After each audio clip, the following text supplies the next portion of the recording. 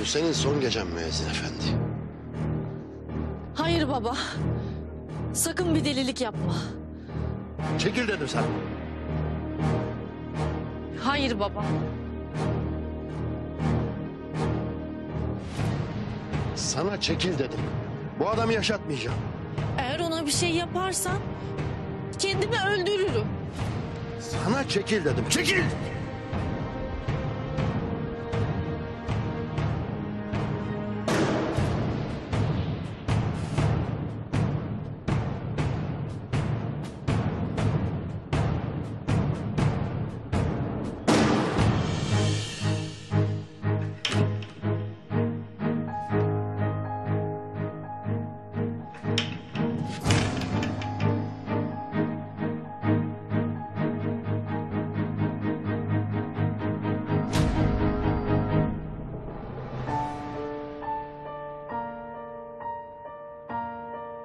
Hayır baba. Onu seviyorum. Onunla evleneceğim ve sen de engel olamayacaksın. Sen benim kızımsın. Dengin olmayan biriyle evlenemezsin. Buna asla izin vermem. Anladın mı? Gizem, arkamda kal. Allah'ın yazdığını kimse bozamaz. Allah'ın bozduğunu da kimse yapamaz. Vaazı bırak da son duanı et. Müezzin efendi. Kızınızı seviyorum. Ve onunla evleneceğim. Ve siz buna engel olamayacaksınız.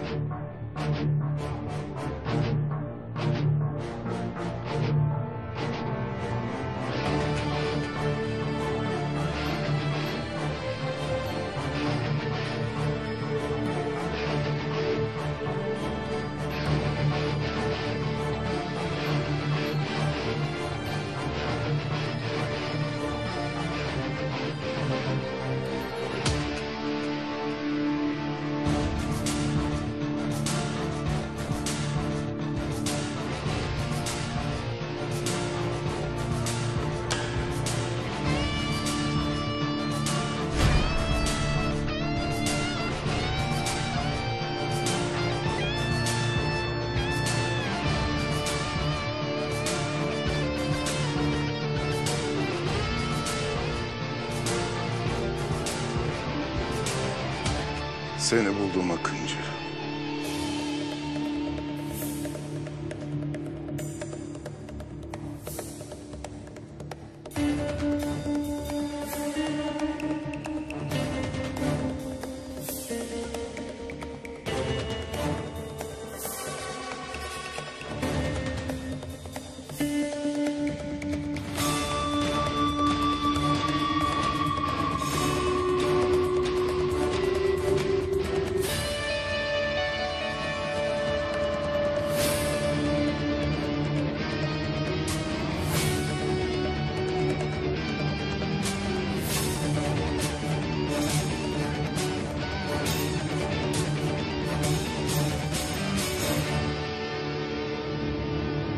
Hicabi!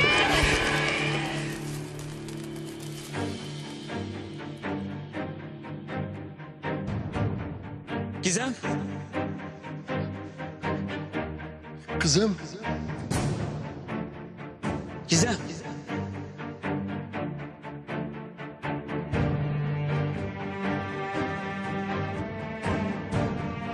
Kızım.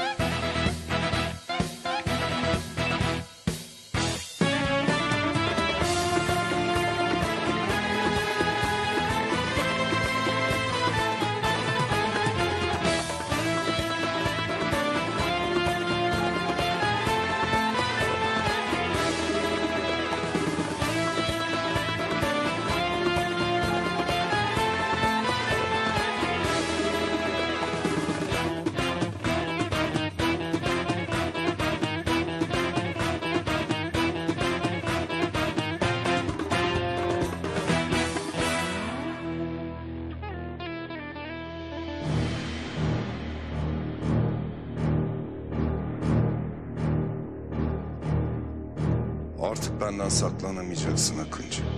Kim olduğunu biliyorum. Öldüreceğim seni.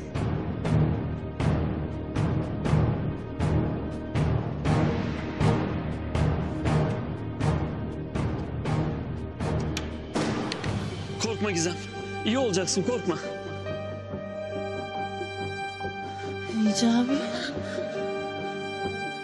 Bırakma beni.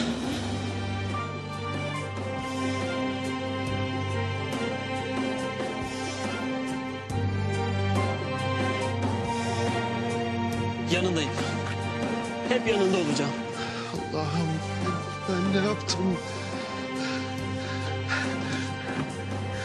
Çabuk acele edin. Çabuk.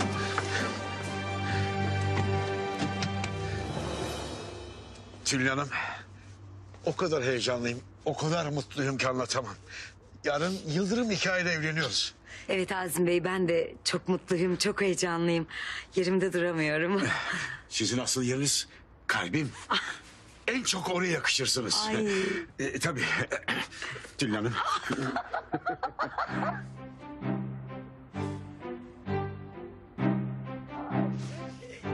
Çok tatlısınız. Siz daha tatlısınız. Vallahi babam Tülin Hanım'la yarın evleniyor. Bunlar evlenirse ben Melis Hanım'la nasıl evleneceğim? Bu caiz olur mu ki? Benim bunu hemen gidip Hicabi'ye sormam lazım. Sonra da gider Sokrat şerefsizini bulur, Melis Hanım'ı Baba Kadir denilen tehlikeden kurtarırım.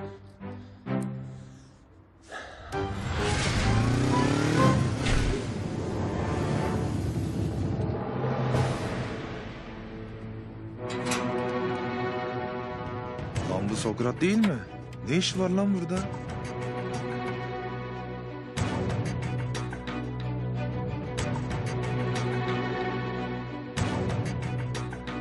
Gidelim. Adamı gökte ararken yerde bulduk be. Lan yoksa bu Akıncı'yı yakalamak için yine Gizem'e tuzak mı kurdu?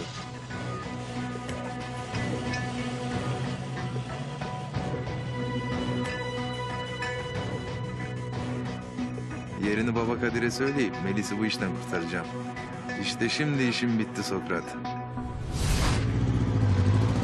Zehra, niye inanmak istemiyorsun ya? Ben yani Bahar Hanım'ın gözüne bir şey kaçmıştı, ona yardımcı oluyordum. Öyle göründüğü gibi değil yani. Ziya, yalan söylemeyi bırak. Her şey apaçık ortada. Bana haber vermeden buraya gizlice gelip bu kadınla görüşmüşsün işte. Niye inkar ediyorsun? Yok artık. Ya Zehra, ben buraya kızımı görmeye geldim. Ondan sonra da senin yanına uğrayacaktım zaten. Lütfen şu meseleyi bir konuşabilir miyiz? Zehra. Ne yapıyorsun? Bir de utanmadan ne yapıyorsun diye soruyor musun bana Ziya? Hadi itiraf et, beni bu kadınla aldatıyorsun. Ama yok artık ya, iftiranın da bu kadarı yani. Sen sus, seninle daha sonra görüşeceğiz. Saçını başını yolacağım senin. Zehra, biraz ayıp oluyor ama. Ayıp senin yaptığına denir Ziya. Keşke hapiste kalsaydın da en azından kadınlarla fingirdeşemezdin. Hoppala ya, senin vallahi kıskançlıktan gözün dönmüş, ne dediğini bilmiyorsun ya. İyi, bağır bağır. Biraz daha bağır. Ama sen görürsün. Ne yapıyorsun? Enişteme ben seni bir ihbar edeyim de gör gününü. Zehra. Ya Zehra, delirdin. Delirdin mi? Gel buraya. Hayır yani benim anlamadığım kertenkele seni niye yem olarak kullanıyor? Senin Sokrat'la ne alakan var?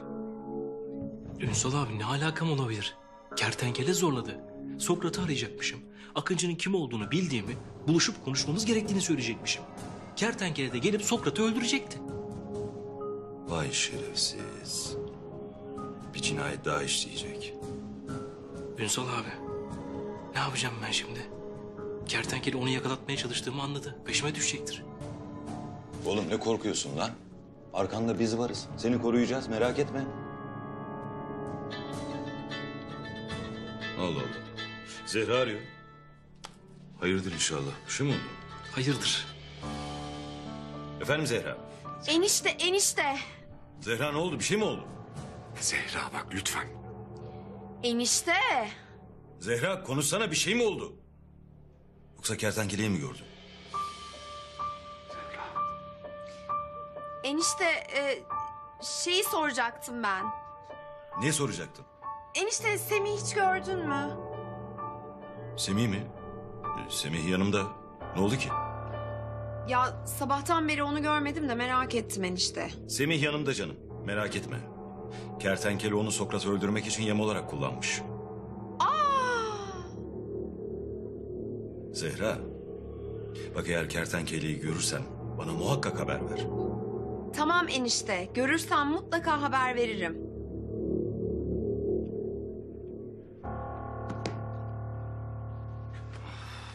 Sağ ol canım ya. Beni ihbar etmeyeceğini biliyordum.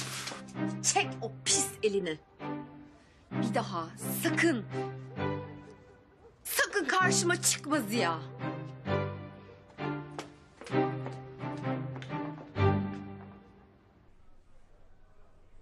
Nerede kaldı bunlar ya? Of. Kertenkelenin aklanması için benim mahkemede gerçekleri anlatmam lazım. Ama ben gerçekleri anlatırsam beni hapse atarlar. Anlatmazsam kertenkele peşimi bırakmaz. Üf. En iyisi malikaneye gideyim.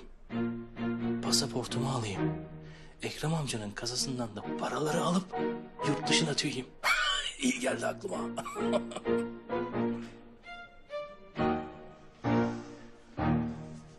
Ünsal abi ben artık yani gidebilir miyim? Tamam Semih gidebilirsin. Ama bak söylediklerimi sakın unutma. Tamam abi.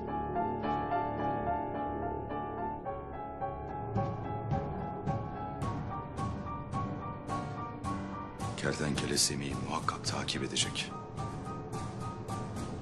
Biz de onu enseleyeceğiz. Güzel. Gizem, yanındayım, iyileşeceksin. Kızım.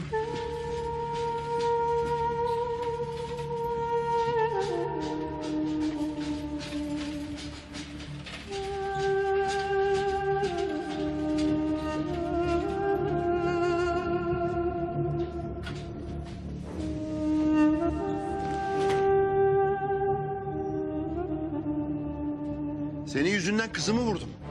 Öldüreceğim ulan seni. Dua et de Gizem'e bir şey olmasın. Yoksa bunu sana ödetirim.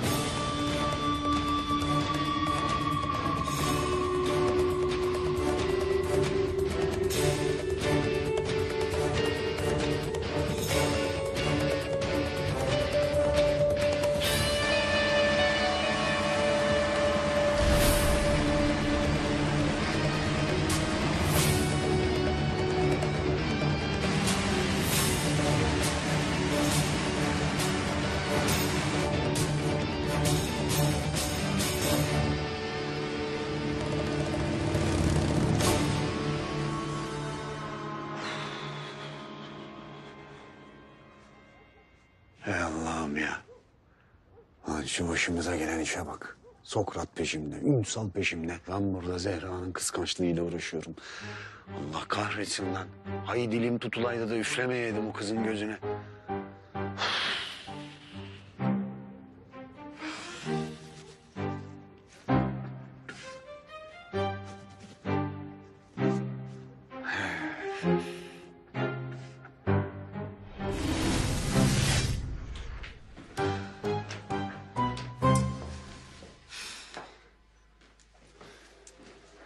Zehra.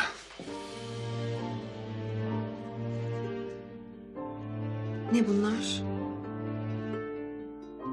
Bir demet gül. Sen git bu bir demet gülü o müştemilattaki pis kadına ver. Ya Zehra niye böyle yapıyorsun ya? Ben bir tek seni seviyorum. Niye gidip bu çiçekleri o kadına vereyim? Ha? İyi. Madem beni seviyorsun o zaman o kadını hayatımızdan çıkar Ziya. Çıkaracağım söz. Ama ilk önce Semih'i bulup aklanmam lazım. Ondan sonra Şeyma'ya da her şeyi anlatacağım. O kadını da buradan uzaklaştıracağım. Söz veriyorum. Allah aşkına birazcık sabır. Sabır sabır nereye kadar? Dayan. Biraz dayan ya. Az kaldı. Biraz sabır. Lütfen.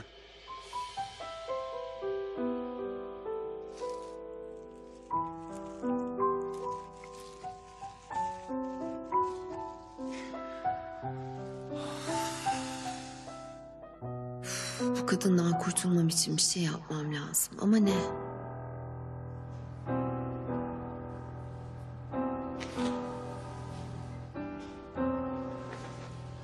nasıl oldu doktor?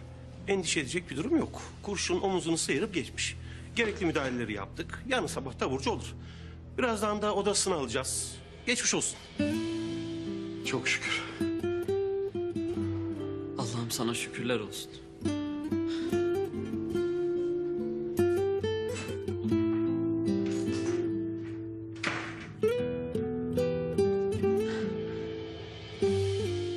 Gizem, Hicabi. sana bir şey olacak diye çok korktum. Ama Allah'ıma sonsuz şükürler olsun ki iyisin. İyisin değil mi? Sen yanımda olduğunda ben hep iyiyim Hicabi. Neden önüme geçtin?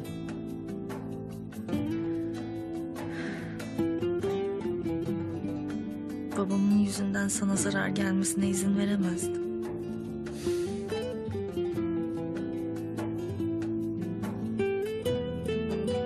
Sana bir şey olsaydı ne yapardın? Ya ben?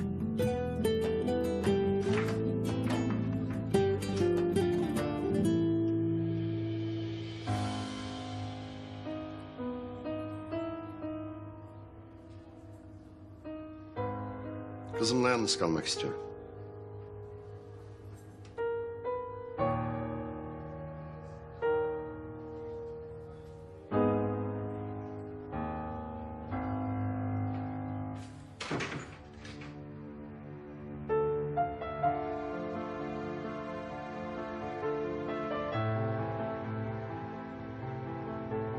Beni affet kızım.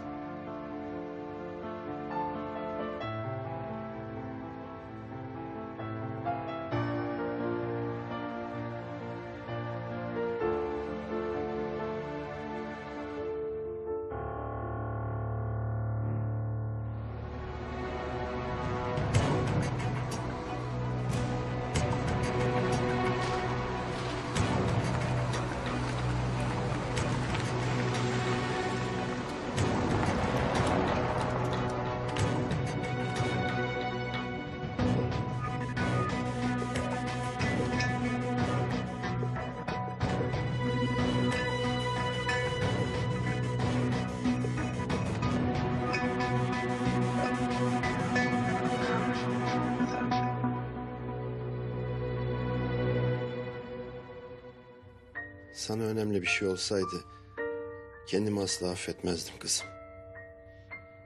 Bütün bunlar hep o müezzinin yüzünden. Baba.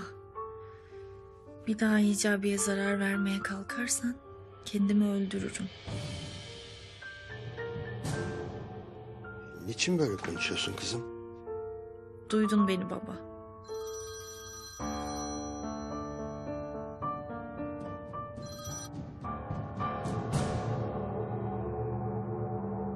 Baba Kadir, Sokrat'ın yerini buldum.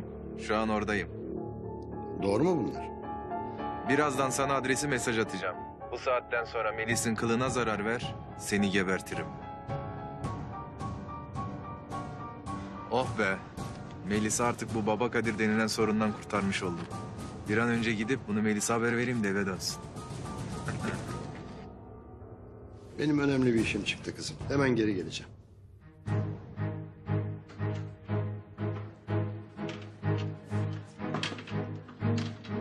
Gidiyoruz.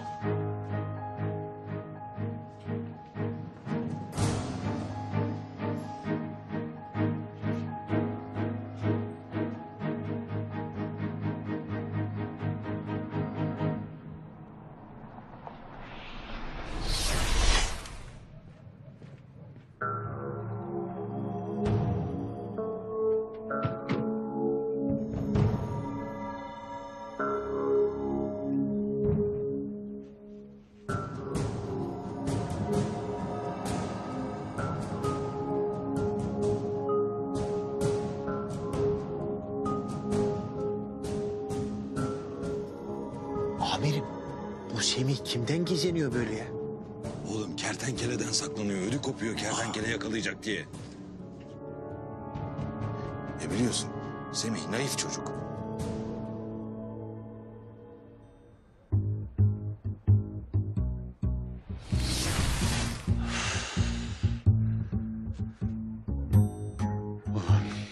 kızımı görüp buradan uzayayım bari hemen. Ulan Semih, ulan Semih. Senin yüzünden düştüğüm hallere bak. Yine kaçak durumuna düştüm. Allah belanı vermesin seni.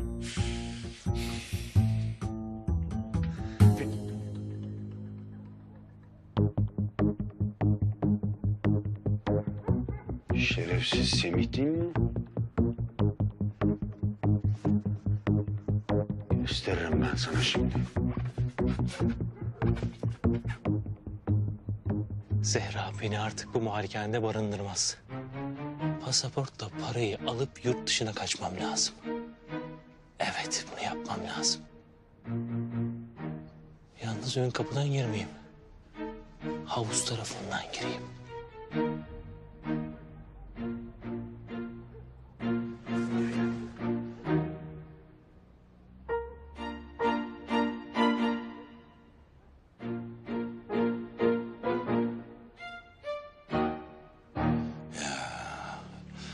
Ben sana demiştim değil mi?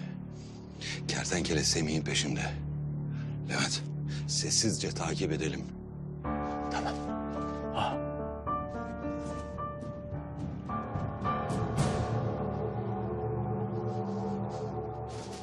Anam kertenkele. Gel lan buraya. Gel.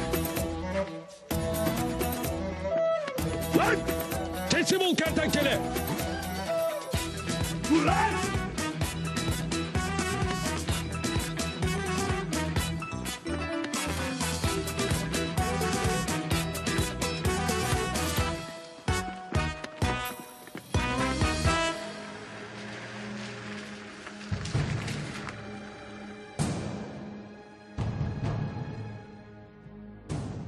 Kara Kemal'in dediği yer burası. Sokrat burada olmalı. Keskin nişancıya söyle yerini alsın. Tamam Kadir Baba.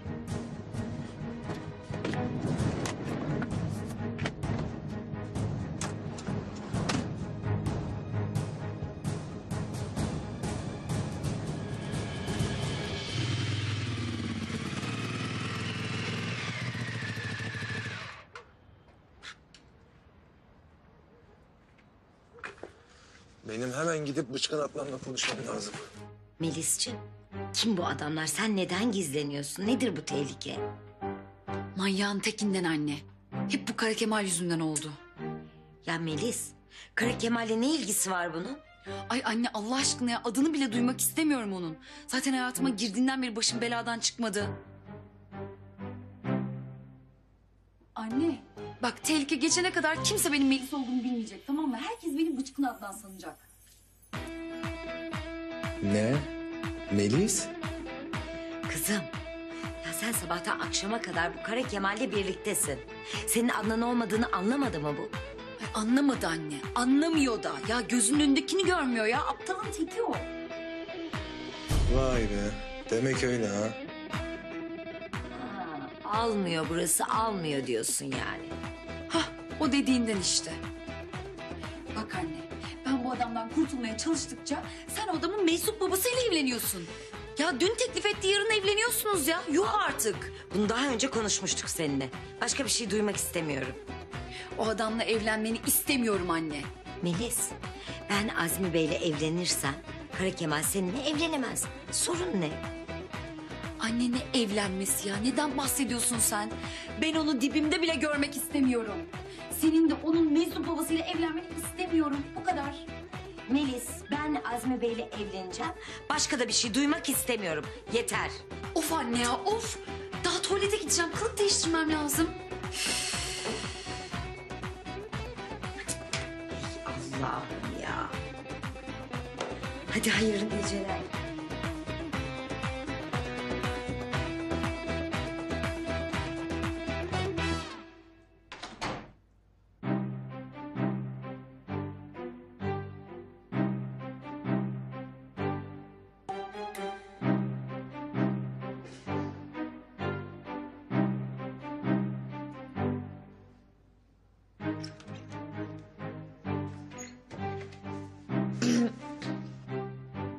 Oo, Kara Kemal nasılsın?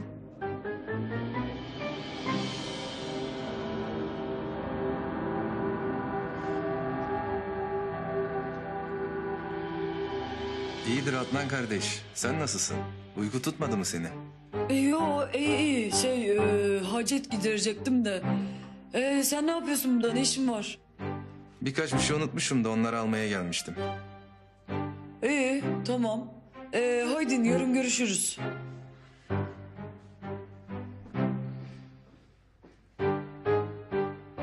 Görüşürüz bıçkın Melis, görüşürüz.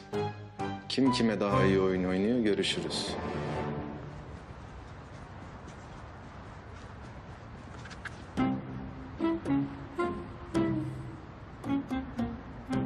Oh be! Vallahi kurtuldum kertenkeleden ha. Şerefsiz. Seni yakalayamayacağım mı zannediyorsun lan?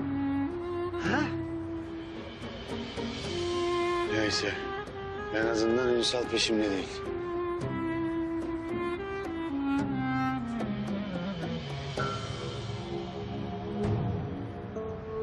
Ulan kertenkele. Beni atlattığını zannettin değil mi? Amirim neden hemen gidip enselemiyoruz? Dur oğlum dur. Şimdi gidersek ürküp kaçar. Önce şu Semih'in tepesine bir binsin. Sonra onu enseleyeceğiz.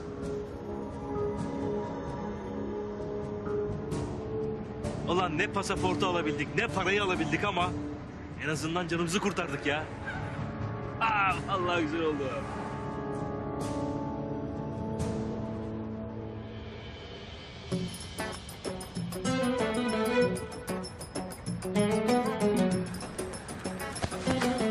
Ulan seni yakalayamayacağım mı zannettin ha? Bıraksana lan şerefsiz! Lan nereye? Gel buraya.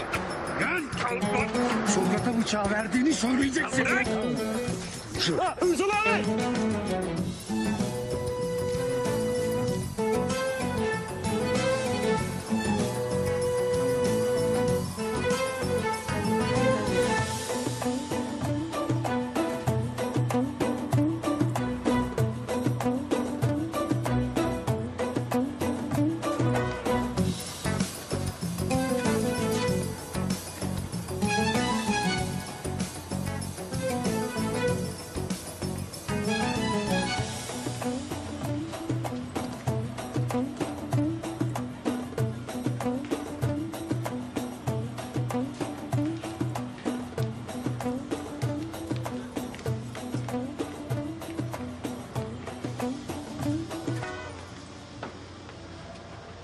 Nereye gitti lan bunlar? Amirim bence korku tüneline girmişlerdir. Ulan şerefsiz. Kıstırdım lan seni şerefsiz. Yürü yürü. Bir dakika amirim bir dakika. Bence biz burada bekleyelim onlar nasıl olsa çıkar. Malum korku tüneli. Ne ödlek adamsın lan sen yürü. Ya amirim. Ya of ya. İçeride fortlak vardır amirim ya.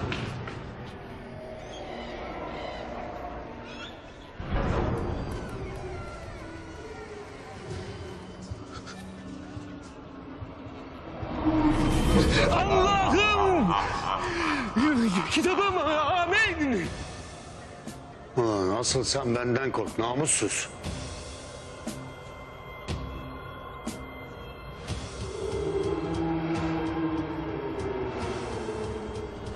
Lan ne oluyor lan?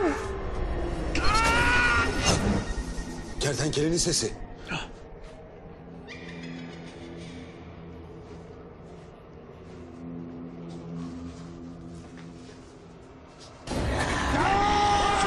Amirim kurtardım. Vallahi kurtardım. İskelet! Ünsal abi!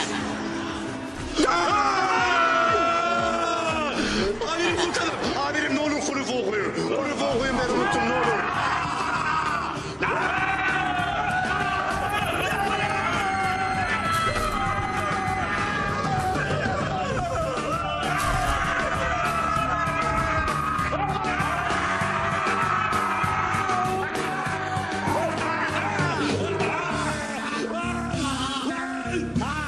Oğlum kertenkele nerede lan?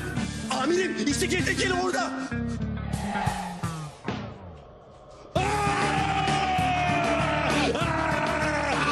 Ulan benden kaçabileceğini mi sandın gerizekalı? Suçlu ben değilim ya. Ünsal. Bu Semih suçlu. Sokrat'la işbirliği yapmış onu ensele. Lan ne alakası var? iftira atıyor. Bir sürüngen. Lan! Lan! Ne oluyor lan? Lan!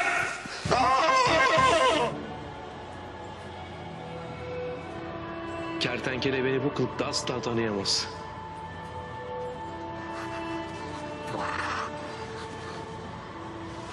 Bu kılıkla beni insan hayatta tanıyamaz. Nerede lan bu? Hangisi kertenkele? Amirim bence vampir.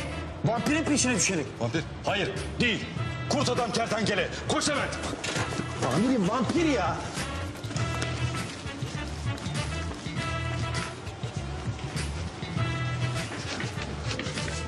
Lan gel lan buraya gel. Yat yat yat. Yere yat. Yat şerefsiz. Yat yat yat. Ben seniniz. Amirim ben dedim size ya. Vampiri takip edelim diye. Ulan şerefsiz kertenkele. Elimden kurtulamayacaksın lan. Ulan. Kalk kalk kalk. Ulan Semih. Ulan Semih seninle görüşeceğiz. Şerefsiz. Ünsal abi çok iyi oldu ya. Çok sıcaktı vallahi. Gitti mi kertenkele? Ya sus vururum tek şu kafana. Zaten sinirliyiz burada.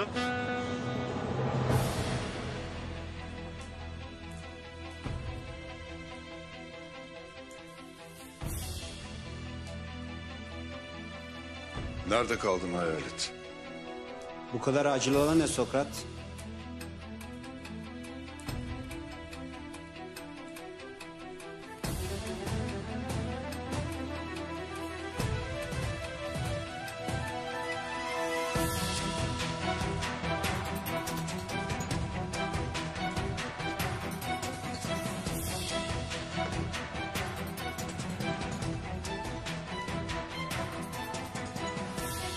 Akıncı'nın kim olduğunu öğrendim.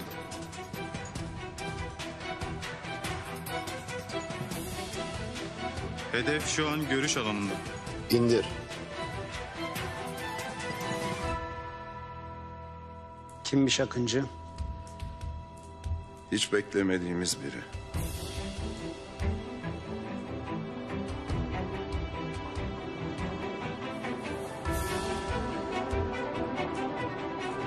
Akıncı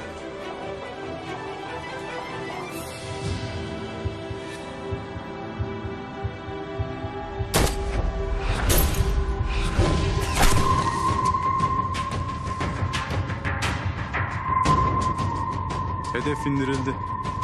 Tamam. Şimdi hemen uzaklaş oradan. Sür.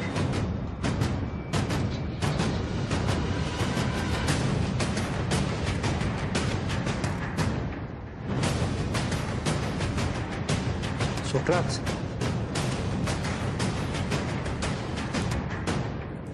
Sokrat! Ulan insan sevgilisini bekletmez bu kadar be. Nerede kaldın be kertenkele?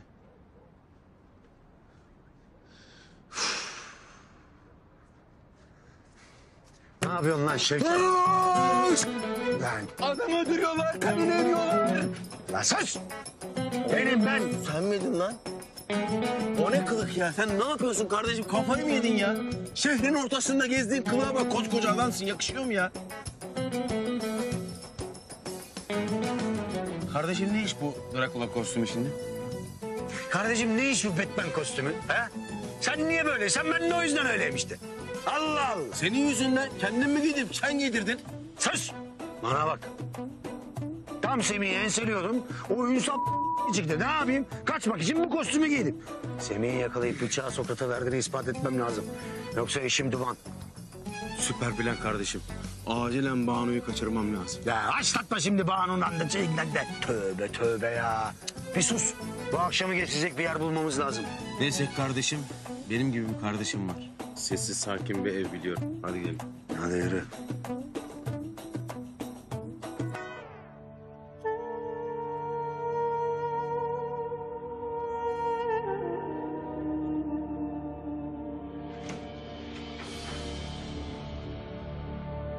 Seninle dışarıda konuşalım.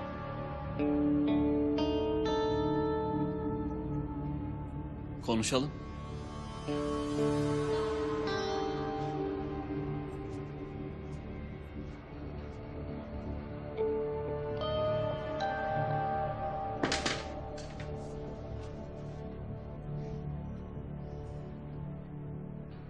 Bak müezzin efendi.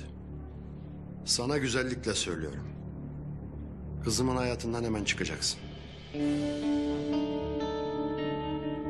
Tamam, kızım seni seviyor. Senin için kurşunlara kendini siper edecek kadar hem de. Bunu anladım. Ama bunlar gelip geçici duygular. Siz birbirinize münasip değilsiniz, anladın mı? Asıl olan da bu. Kızım da zamanla senin ona layık biri olmadığını görecek zaten. Ben kızımın boşa zaman kaybetmesini istemiyorum, anladın mı? Gerçeği bugün görsün istiyorum. Sen de yol yakınken bu yoldan döneceksin. Sen kızıma layık bir insan değilsin. Bunu kafana yaz. Asıl sen Gizem'e baba olmaya layık bir insan değilsin. Ne diyorsun lan sen? Gizem seni belinde silah taşıyan bir iş adamı olarak biliyor. Ama ben senin gerçek yüzünü biliyorum baba Kadir. Uyuşturucu kaçakçılığı, haraç, insan kaçakçılığı, silah ticareti. Yapmadığın pis iş yok. Ben Gizem'in bu durumu öğrenip mutsuz olmasını istemiyorum. Bu işleri bırakacaksın. Yoksa Gizem'i bir daha sana göstermem. Sen kimi kime göstermiyorsun lan?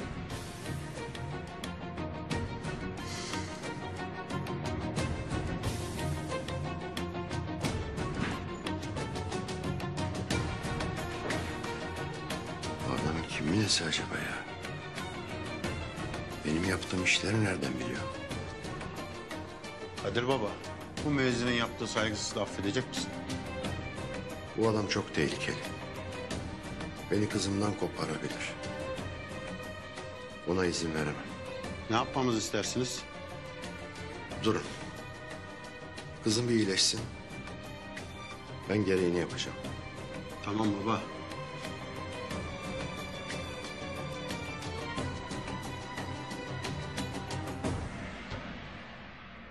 Allah'ım ne yapacağım ben ya? Nasıl engel olacağım bu evliliğe?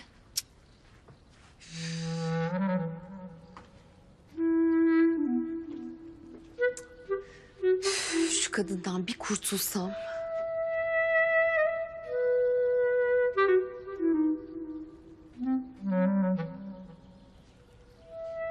Aa. Nereye bakıyor ki bu böyle alık alık?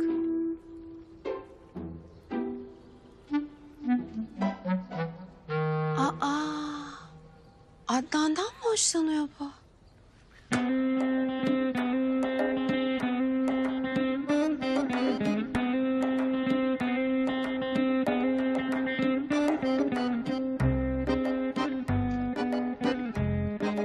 Ay çok teşekkür ederiz Adnan Bey.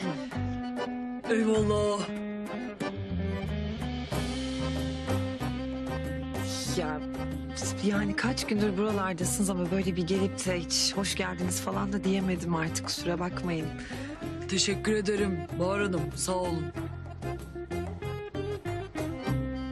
Ne oluyor ya? Bu kadın bana niye böyle bakıyor? Aa, kızım sen git şöyle oyna kendi kendine.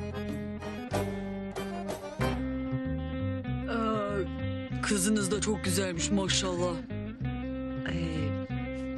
Adnan Bey, şimdi beni yanlış anlamayın ama aslında Şeyma benim kızım değil.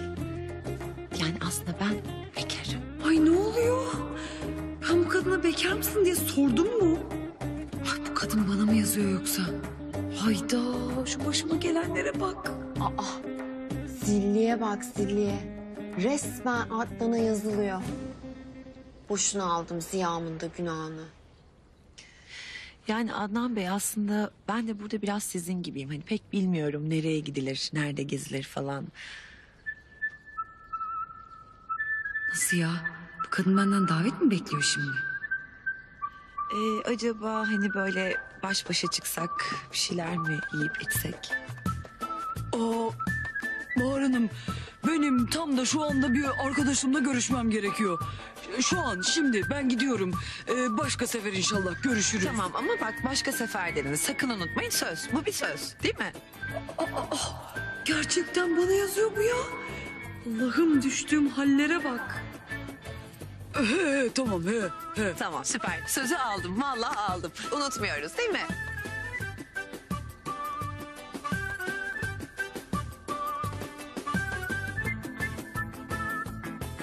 İyi ya. Ben bunların arasını yapıp bu kadından da kurtulurum. Oh. Gel. Amirim, aldığımız bir istihbarata göre dün gece Sokrat keskin nişancı tüfeğiyle vurulmuş. Vurulmuş mu? Ölmüş mü adam? Onu bilmiyoruz amirim. Ulan kertenkele. Sonunda adamı öldürdün lan. Amirim ne kadar ön yargılısınız. Belki kertenkele yapmadı. Başka kim yapacak lan? Kertenkele yaptı. Avuncu. Avuncu da yapmış olabilir amirim. Yok lan. Akıncı öyle şeyler yapmaz. Adam öldürmez o.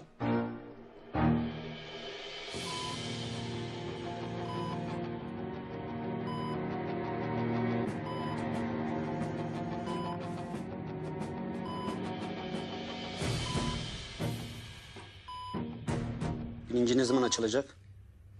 Şimdilik bir şey söyleyemeyiz. Zaman gösterecek.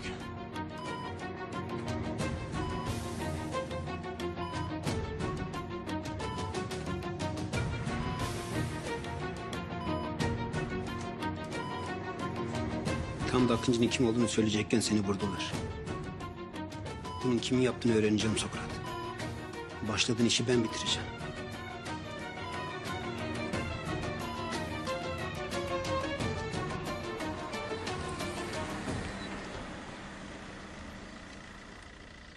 Hayırlı işler.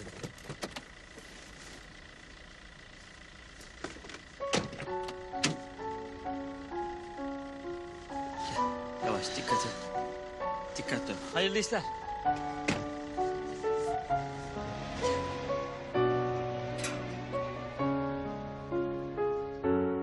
Hocam demek aynı akşam evleniyoruz ha? Tesadüf ya. Ben de Tülin Hanım'la bu akşam evleniyorum. Mutluluktan uçuyorum adeta.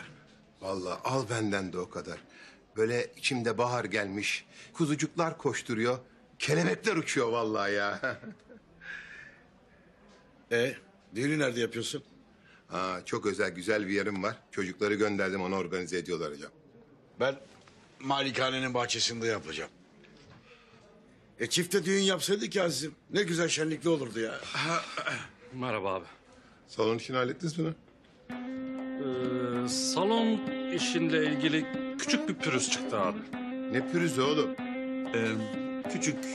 Küçücük, minicik bir sorun abi. Yani salon bu akşam için doluymuş. Başka bir salon baksak olur mu? Ne diyorsunuz lan? Başka salon molon istemiyorum oğlum. O salonu istiyorum. Ama salon dolu diyorlar abi bu akşam için. Ne demek lan dolu? Ne demek dolu oğlum? Dolu molu anlamam. Boşaltacaksınız. Boşaltacaklar. Ayarlayın dedim size salonu. Fakat o salon doluymuş abi. Ulan oğlum, salak mısınız lan? Salak oğlu salaklar. Aynı nakaratı ne tekrarlayıp duruyorsunuz lan? O salonu istiyorum dedim size. Ya tamam. He de şu işe. Gel malikanenin bahçesinde birlikte evlenelim, olsun bitsin ya. Azmi hocam vallahi bravo ya. Gerçekten dahiyane fikir. Bence bu fikri hayata geçirelim. Ayrıca yenge hanım da kendini yalnız hissetmemiş olur. Olmaz öyle şey lan. Olmaz. Abi şimdilik böyle olsun. İlla ki salonda düğün istiyorsan yarın gider salonda düğün yaparız ya. Hem abi sen diyorsan ki ille salon olacak ve ille de çifte düğün olacak. Ben kendim bizzat şahsen seninle aynı gün evlenmeye hazırım abi. Kes lan! Kes dedim. Sığıra bak ya. Seninle aynı gün evlenecekmişim. Ya gel he de şu işe. Malikanenin bahçesinde yapalım. Gerçekten çok şenlikli olur ya. Peki tamam ama bütün masraflar benden. Kenan Bey gerek yok. Ben hazırlıkları başlattım. Şu anda yapılıyor, gerek yok. Vallahi billahi olmaz ya. Elini cebine attırmam, bütün masrafları ben yapacağım. O zaman ederim. Tamam Kenan Bey, tamam. Onları daha sonra konuşuruz, önemli değil. Kemal kardeş, ne yapıp ne edip bunların evlenmesine engel olmamız lazım. Haklısın Adnan kardeş. Bunlar evlenirse ben Melis'le evlenemem. Allah'ım taktı kafayı bu bana ya. Hem zaten senin halan benim babamın parası için evleniyor. Babamın da üzülmesini istemem. Ben de kuzenim Melis'in üzülmesini istemem. Bu evlilik olursa Melis çok üzülür ha. Şuna bak nasıl da oynuyor. Vicdansız seni. Ama kimin oyunu daha büyük göreceksin sen. Haklısın Adnan kardeş. Ama elden bir şey gelmez ki. Var ya ama Melis burada olsaydı ne yapar eder? Bu evliliğe engel olurdu. Bak ne diyeceğim sana. Sen şu Melis'in bir kulağına seslensen. Desen ki kızım gel şu evliliğe bir dur de. Yemin ediyorum sana Melis koşa koşa gelir. Hem de bu evliliği ne yapar eder bitirir. Zaten Tülin Hanım kızını 10 numara 5 yıldız dinler. Bekle dinler. Dinlemiyor ki beni. Kemal kardeş biz de bilmiyoruz ki Melis nerede. Ya Tülin alan bile ulaşamıyor kızına. Bu yalanlarını yedireceğim sana ben bekle. Ne yapacağız Adnan kardeş? Plan yapacağız. Ne planı? Yaklaş. Hadi hocam. Bana müsaade. Akşama düğünde görüşürüz. Ben Banu'yla bundan sonra yaşayacağımız villaya şöyle gidip bir göz atayım bakayım nasıl bir şeymiş. Hadi. Dur beraber çıkalım. Öyle mi? Ben de malikaneye gireceğim bakayım hazırlıklar ne alemde nasıl gidiyor. Tamam hadi.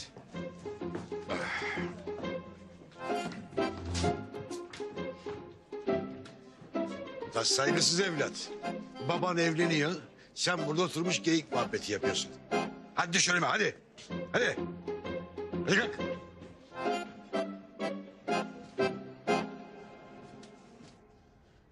Şöyle uzan istersen olur mu? Ay yok iyiyim ben Hicabi. Bir şeyim yok benim. Asıl senin dinlenmen lazım. Sabaha kadar başımda bekledin. Hiç uyumadın. İyiyim ben iyiyim. Bir şey ister misin? Yo ne isteyeceğim ki? Sen yanımda ol yeter bana. Evet. Çok susadım ben. Bana bir su getirebilir misin? Tamam hemen. Vay be Hicabi'ye bak. Bir çorba için nazlanmıştı o kadar şimdi peşimde pervane oluyor. Aşkın gücüne bak be. Hicabi'den başka ne isteyebilirim acaba ya?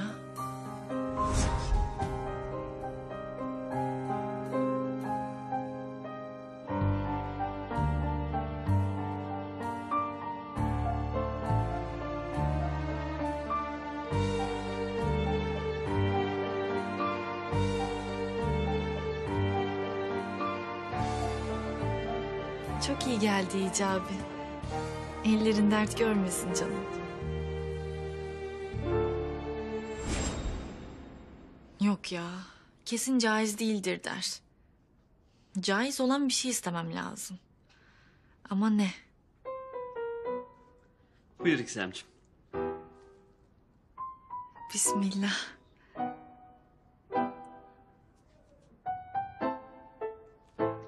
Sağ ol canım. Afiyet olsun.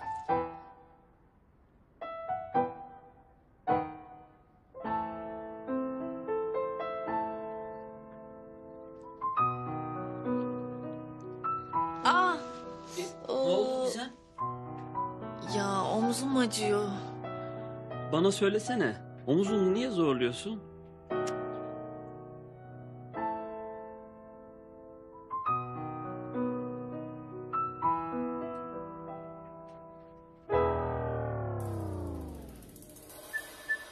Gizemciğim geçmiş olsun.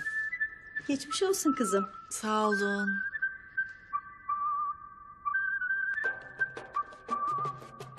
Kız baksana. Bu kız Hicabi'yi çoktan avucuna almış. Yok kız görmüyor musun? Kızcağız yaralı. Hicabi ona sadece yardımcı oluyor. Sen öyle san. Biz burada olmasak Hicabi ellerinde ayaklarını bile yıkatırdı bu kız. Yok daha neler. Nereden geldi bunlar ya? Ne güzel Hicabi'yle baş başa kalmıştık.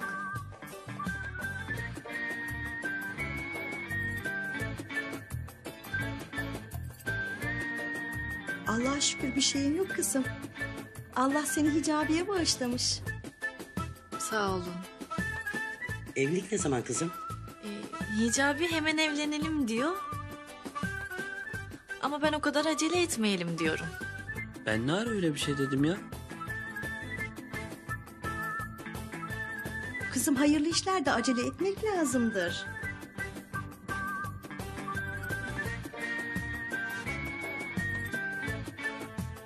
Hicabi dur oturma. Bana bir meyve suyu koyabilir misin acaba? Tabii.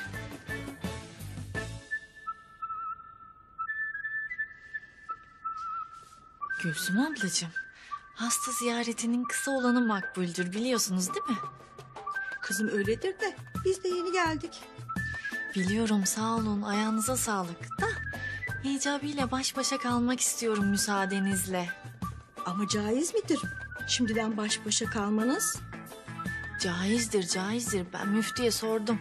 Peki Hicabi'ye sordun mu? Gidin ama artık ya yeter değil mi? Kalk Gülsüm gidelim kızcağız da dinlensin hadi.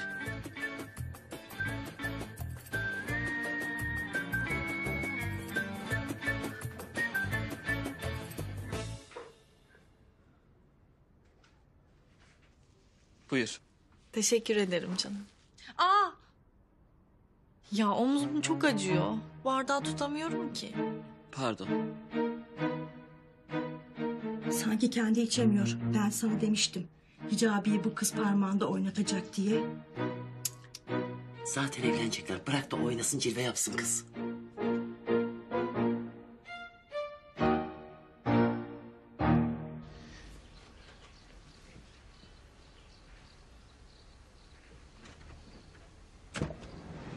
Balayından sonra Banu'yla bu evde yaşayacağım. Epey toparlamak lazım etrafı ya. Acaba içerisi nasıl görünüyor bir bakalım hadi.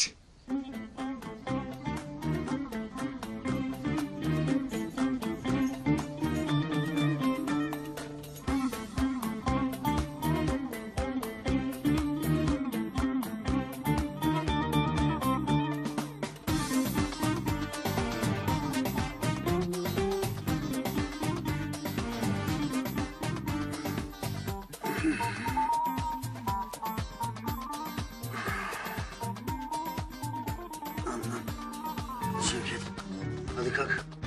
Kalk hadi kalk yürü. Hadi gidelim. Banu yapma Banu. Başlatma lan Banu'na. Hadi kalk. Manyak mısın nesin ya? Ay, ev sahipleri gelir şimdi. Hadi gidelim. Oğlum gelmez rahat ol bu iş. Ben de deli Kenan burayı kullanmıyor. Ne? Ne dedin sen? Deli Kenan mı? Ha. Lan manyak getire getire Deli Kenan'ın evine mi getirdin beni? Hemen anladım vallahi bravo. Ben sana demedim miydi onu ya? Ulan gerizekalı. Bizi getire getire Deli Kenan'ın evine mi getirdin? Hadi kalk. Kalk. Ne yapıyorsun sen ya? Allah Allah bırak şurada uyuyayım diyorum adam ne yapıyor ya? Kenan burayı kullanmıyor rahat ol. Aylardır gözlemliyorum ben burada. Bir sürü ev var İstanbul'da gelmiyor buraya ya.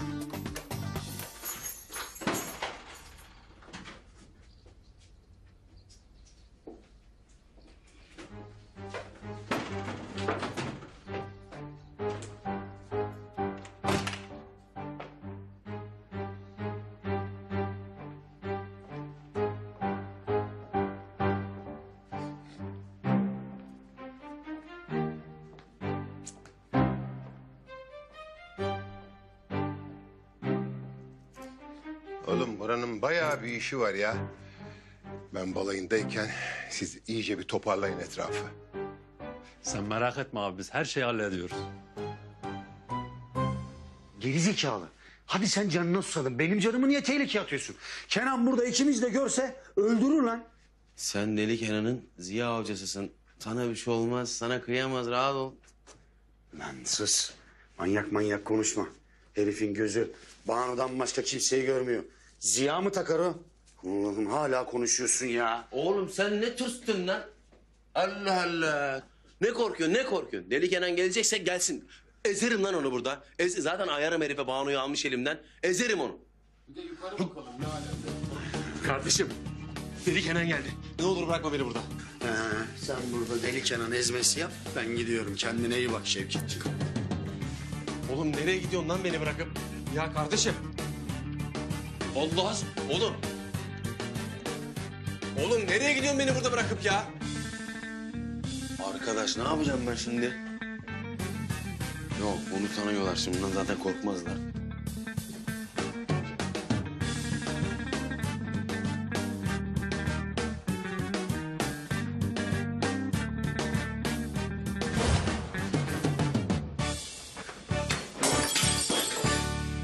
Abi yukarıdan ses geldi. Hırsız falan olmasın sakın. Ne hırsızı lan? Hangi şuursuz benim evimi soymaya cesaret edebilir lan? Yürüyün bakalım.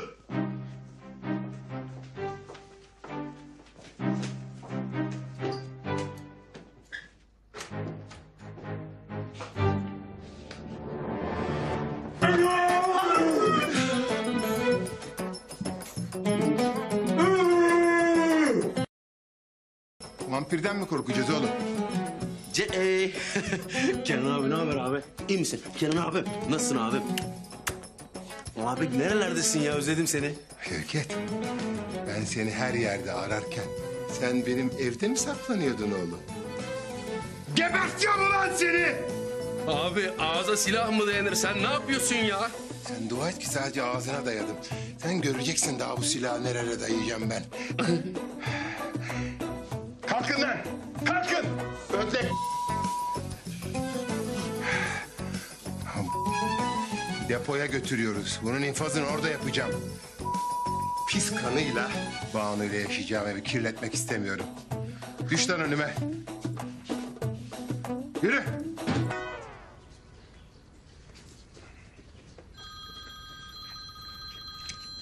Tutun lan şunu. Efendim Banucuğum. Tabii canım, tabii. Hemen geliyorum, hemen geliyorum.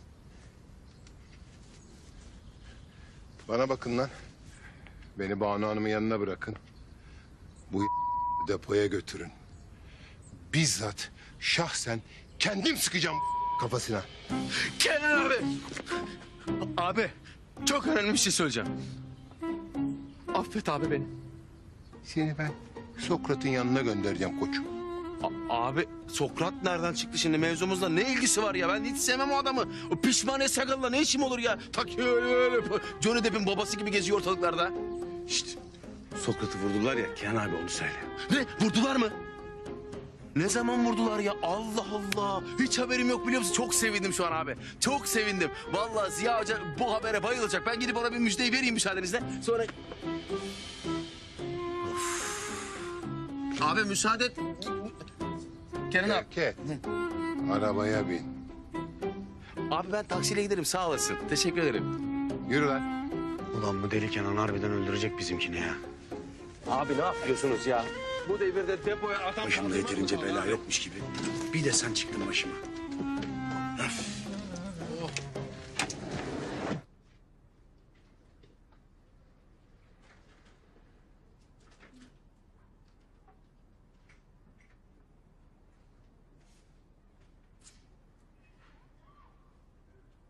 Hicabi. Ya canım sıkıldı. Film izleyelim mi? Tabii, nasıl istersen. Hangi filmi izleyelim? Fark etmez. Romantik bir şeyler olsun yeter. Tamam.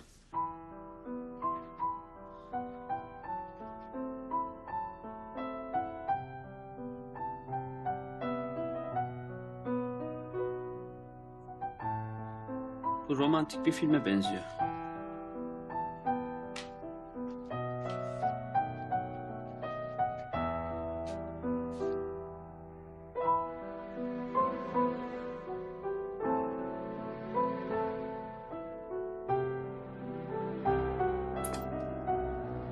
İş ciddileşiyor galiba öyle mi?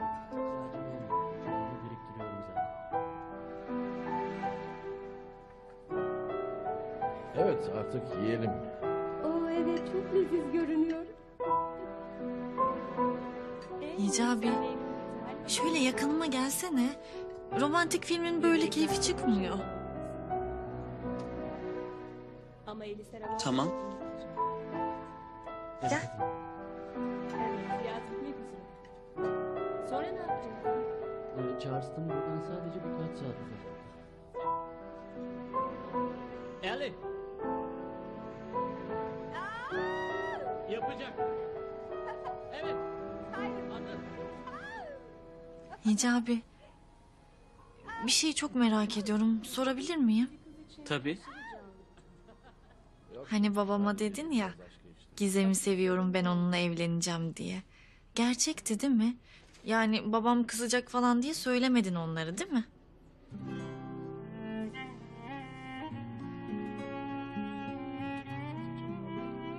Gizem. Seni seviyorum. Ve seninle evleneceğim. Ve hayırlısıyla güzel bir aile kuracağız. Ben de seni çok seviyorum Hicabi. Aa, omzum. Ani hareket yapmasana Gizem. İyiyim ben. Yok bir şeyim. Tamam.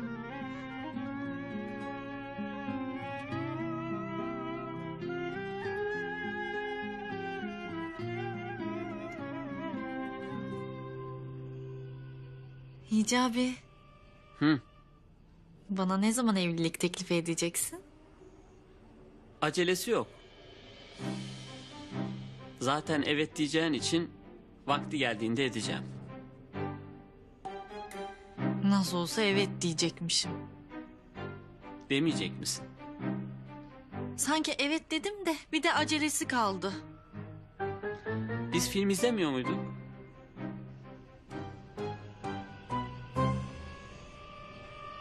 Evet.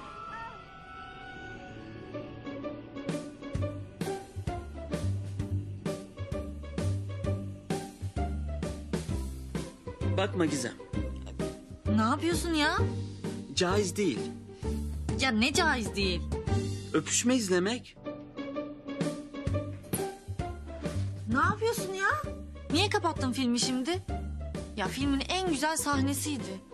Açıp lütfen geri alır mısın? İzleyeceğim o sahneyi. Olmaz Gizem. Caiz değil, izlemeyelim. Of Hicabi ya. O zaman öpüşmeli olmayan başka bir film koy sen de. Tamam.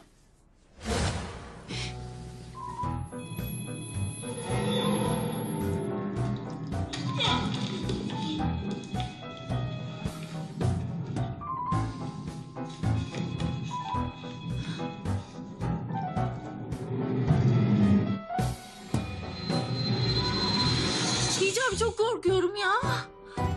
Korkma Gizem. Bunlar gerçek değil ki. Film icabı bunlar hep. Korkmadım ki zaten.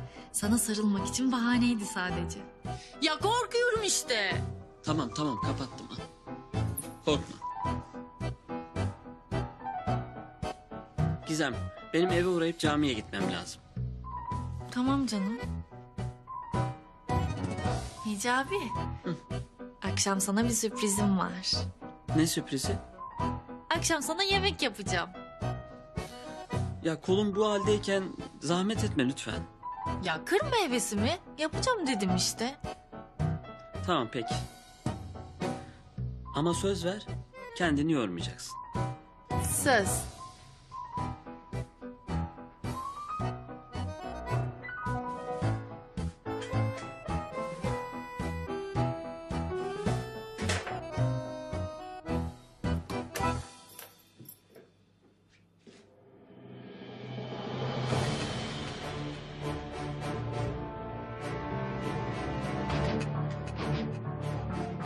Kim girdi buraya? Yoksa Baba Kadir mi?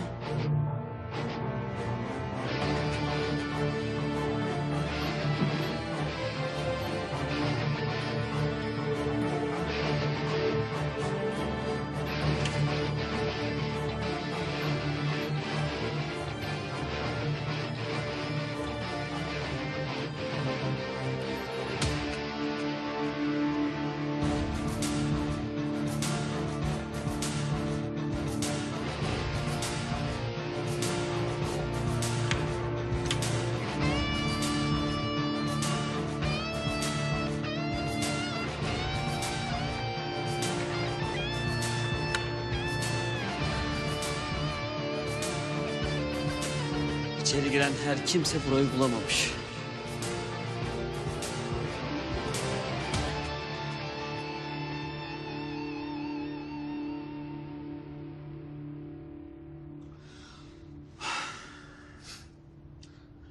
Lan yılışık suratlı. Seni diyor. Bana mı diyorsun?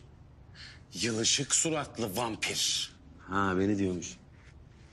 Birazdan önce dişlerini sökeceğim, sonra da bu kazığı kalbine sokacağım. Ha o kalpse iyi sorun yok. Kalp. Ya Allah aşkına biz buna niye dokunuyoruz? Niye elliyoruz biz buna ya? Zaten birazdan Kenan abimiz gelip bunun beynini patlatacak. Biz uğraşmayalım bence ya. Mantıklı, evet. Ya arkadaşlar, sizle bir anlaşma yapalım bak. Siz beni bırakın. Size hazinenin yerini söylerim. Hazine mi? Ne diyor lan bu? Ne hazinesi ya? Bizans hazinesi. Bu memlekete ne çıkıyor? Bizans hazinesi. Ulan veriyor lan.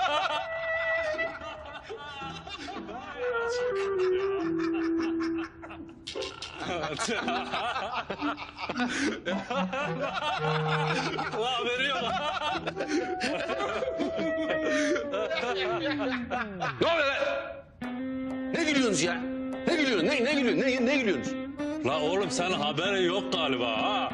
Senin o hazineleri bizim manyak Meczup Hoca buldu. Yedi bile çoktan. Meczup Hoca mı buldu? He. Şerefsiz. Haysiyetsiz. Ulan ne ballı bir haysiyetsiz bu ya. O mu bulmuş hazineyi? Ulan Allah. Ben de tam ya arkadaş beni bırakın şunu öldürüp geleyim. Bırakın lan beni. Bırakın bir öldürüp geleyim şunu. Bırak şunu ya. Bir şey söyleyeceğim. Şu durumunu bir ele alalım. Hazinen olsa ne yazar? Birazdan cartlağı çekip öteki dünyaya posta olacaksın.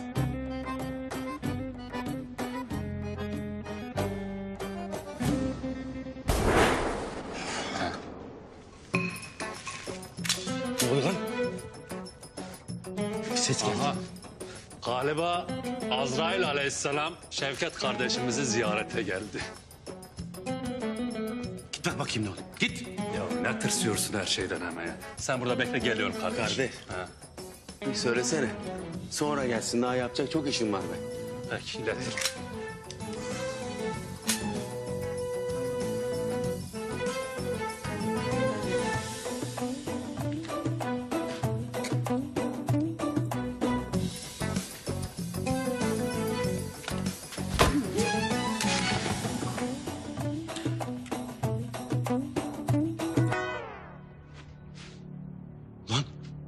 Şambak! Ne oldu orada ya? Vallahi bilmiyorum herhalde Azrail'le anlaşamadılar.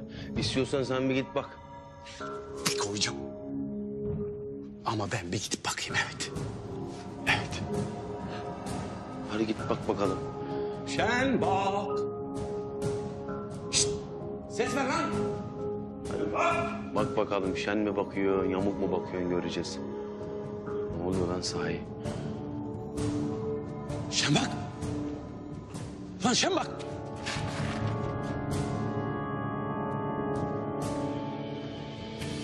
Şambak! Şambak! Şşt! Ey Allah'ım ya!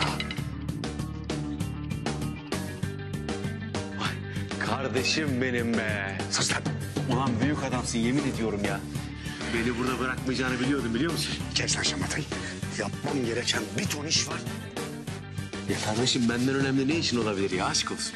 Kes lan zevzekliği. Semih'i bulmam lazım. Kardeşimsin bir tanesin vallahi. Ayakları da çöz bir zahmet. Allah'ım yarabbim. Şevket, zevzekliğin sırası değil. Hadi yürü Kenan gelmeden.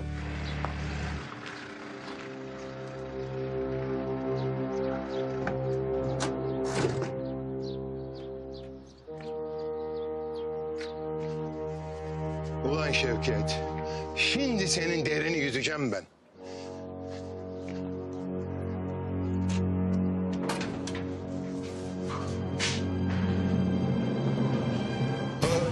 Şevket değil mi lan bu? Kaçıyor lan fare suratlı.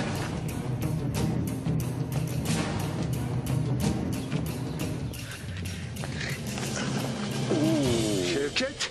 Kenan Nereye kaçıyorsun oğlum? Ha? Biraz sonra öleceksin oğlum.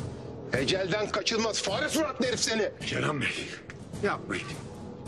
Ziya hocam, sizin ne işiniz var burada ya? Yoksa bu ırz düşmanını mı koruyorsunuz ya? Kenan Bey, bakın siz bu seferlik bunu affedin ya. Ben buna gerekli ayarı vereceğim, merak etmeyin. Hocam, bizim raconumuzda ırz düşmanını affetmek diye bir şey yoktur. Bakın Kenan Bey, siz tövbe etmiştiniz benim bildiğim kadarıyla değil mi? Tövbenizi şimdi bu herif için mi bozacaksınız? Değer mi ya? Hocam, bu benim sevdiğim kadını kaçırdı. Bu şerefsizin kanı bana helaldir. Siz bu işe karışmayın yoksa size de bozuşuruz. Kenan Bey, dur! Bak, bak! Şimdi... Yürü! Kapat kapıyı, kapat! Yürü!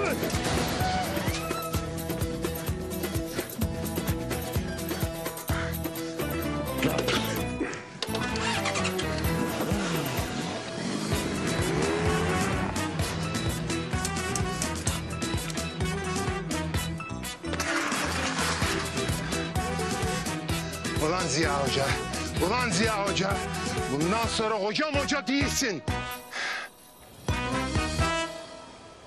Bana bak, beni iyi dinle Kemal kardeş. Şimdi ben gidip Tülin Hanım'ın sesini ses kayıt cihazına kaydedeceğim. Sen de onu baban dinleteceksin, tamam mı? Halasıymış. Kimi yiyorsun kızım sen? Tamam Adnan kardeş. Halan o kadar iyi konuştur ki ses kaydında halanın babamın parasıyla evlendiği iyice ortaya çıksın.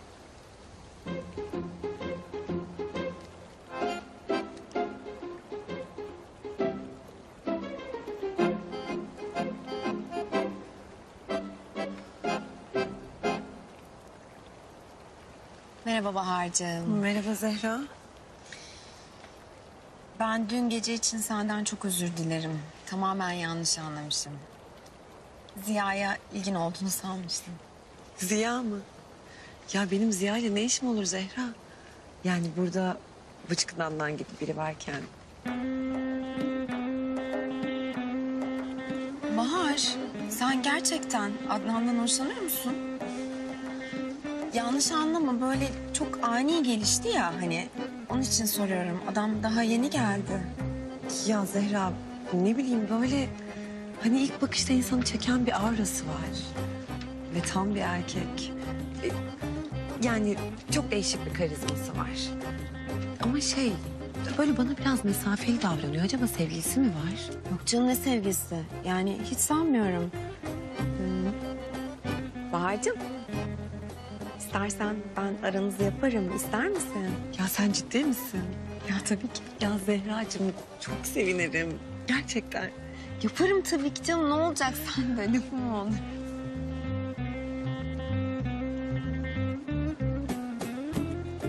Sen şu Adnan'la sevgili ol. Buradan git. Ben başka da bir şey istemiyorum canım benim.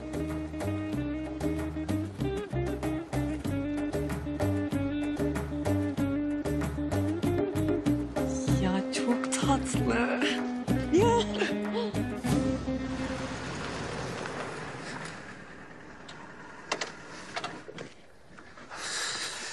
Bana bak Şevket. Başıma bela açma tamam mı? Sokrat zaten peşimde. Ünsal da var. Ulan bir de deli kanan eklendi buna. 3 oldu ya. Rahat dur. Kardeşim rahat ol. Sokrat belası yok. Ne demek yok? Yok. Sokrat'ı vurmuşlar. Öteki tarafa göndermişler. Kim vurmuş lan? Ne bileyim ben kim vurmuş. Ölmüş mü? Gebermiş işte yani. O kadar istihbaratım yok. Gebermiş biliyorum. Nereden öğrendin oğlum? Ölmüş mü kesin yani? Deli Kenan söyledi. Şimdi tam beni vuracak bu sinirliyken dedik ya. Seninle Sokrat'ın yanına gönderir falan muhabbeti yaptı. Oradan uyandım. Yok inanmam. Bu şerefsizin cesedini görmeden öldüğüne inanmam yani. Bana bak sen de Banu mudur Manu nedir anlamadım yani. Şu kızdan uzak dur anladın mı? Başını belaya sokma. Yazıklar olsun sana be. Yazıklar olsun be. Daha sevdiğim kadın adını Banu mıdır nedir ben diyor muyum Zehra mıdır nedir diye. Ayıp ya. Vallahi sen çok değiştin ya. Yazıklar olsun sana. Ben sana Sokrat'ın öldüğünü müjdeliyorum. Sen bana neler söylüyorsun? Burada bir dakika daha durmam. Yeter ya. Durduğun hata zaten. Yürü git be. Ya yürü. Bana bak. Ha. Lan gerçekten vurmuşlar mı lan? Bilmiyorum lan ben. Gerçekten de bu Sokrat öldü mü ya? Efendim canım. Canım buluşacak mıyız? Buluşuyoruz canım. Bu sahildeki parkta, tamam mı? Dikkatli gel ama. Takip edilmediğinden emin ol. Tamam, geçen seferki gibi giyineceğim. Tamam. Tamam.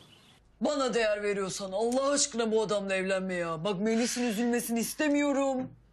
Ya Melis sen iyice saçmalamaya başladın. Sen niye hala erkek gibi konuşuyorsun? Burada sadece ben varım.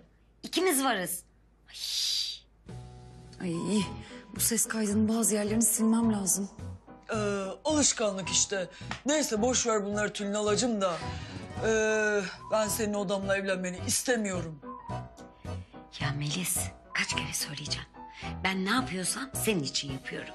Ya tamam biliyorum. Benim için yapıyorsun ama yapma. Sen o adamla parası için evleniyorsun. Herhalde yani. Yoksa ne yapacağım o meczupla evlenip? Ha kabul ediyorsun yani parası için evlendiğini. Evet ediyorum. Ya biterse? Boşanırım. Sana inanmıyorum.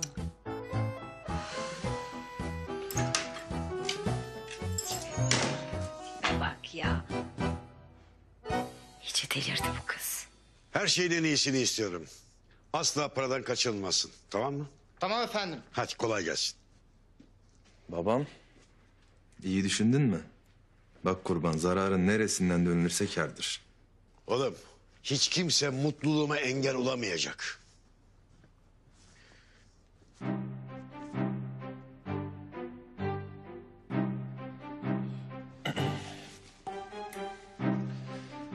Babacığım,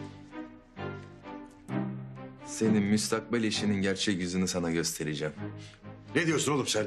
Hatta gerçek sesini. Ben senin o adamla evlenmeni istemiyorum. Kaç kere söyleyeceğim. Ben ne yapıyorsam senin için yapıyorum. Ya tamam biliyorum. Benim için yapıyorsun ama yapma.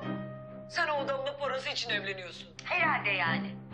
Yoksa ne yapacağım o meczupla evlenip? Ha kabul ediyorsun yani parası için evlendiğini. Evet ediyorum. Ya biterse? Boşanırım. Sana inanmıyorum. Gördün mü babacığım? Kiminle evleneceğini gördün mü? Artık sana yakışanı yaparsın babam. Sana ne yakışıyorsa git ve onu yap.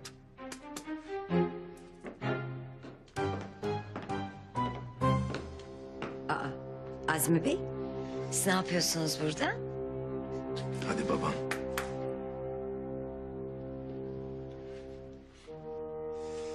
Bak şimdi babam nasıl düğünü bitirecek.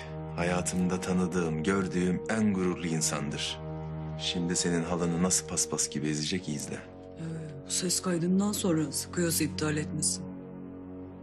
Tülin Hanım. Evet.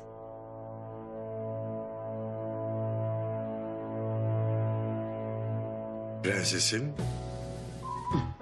Azmi Bey.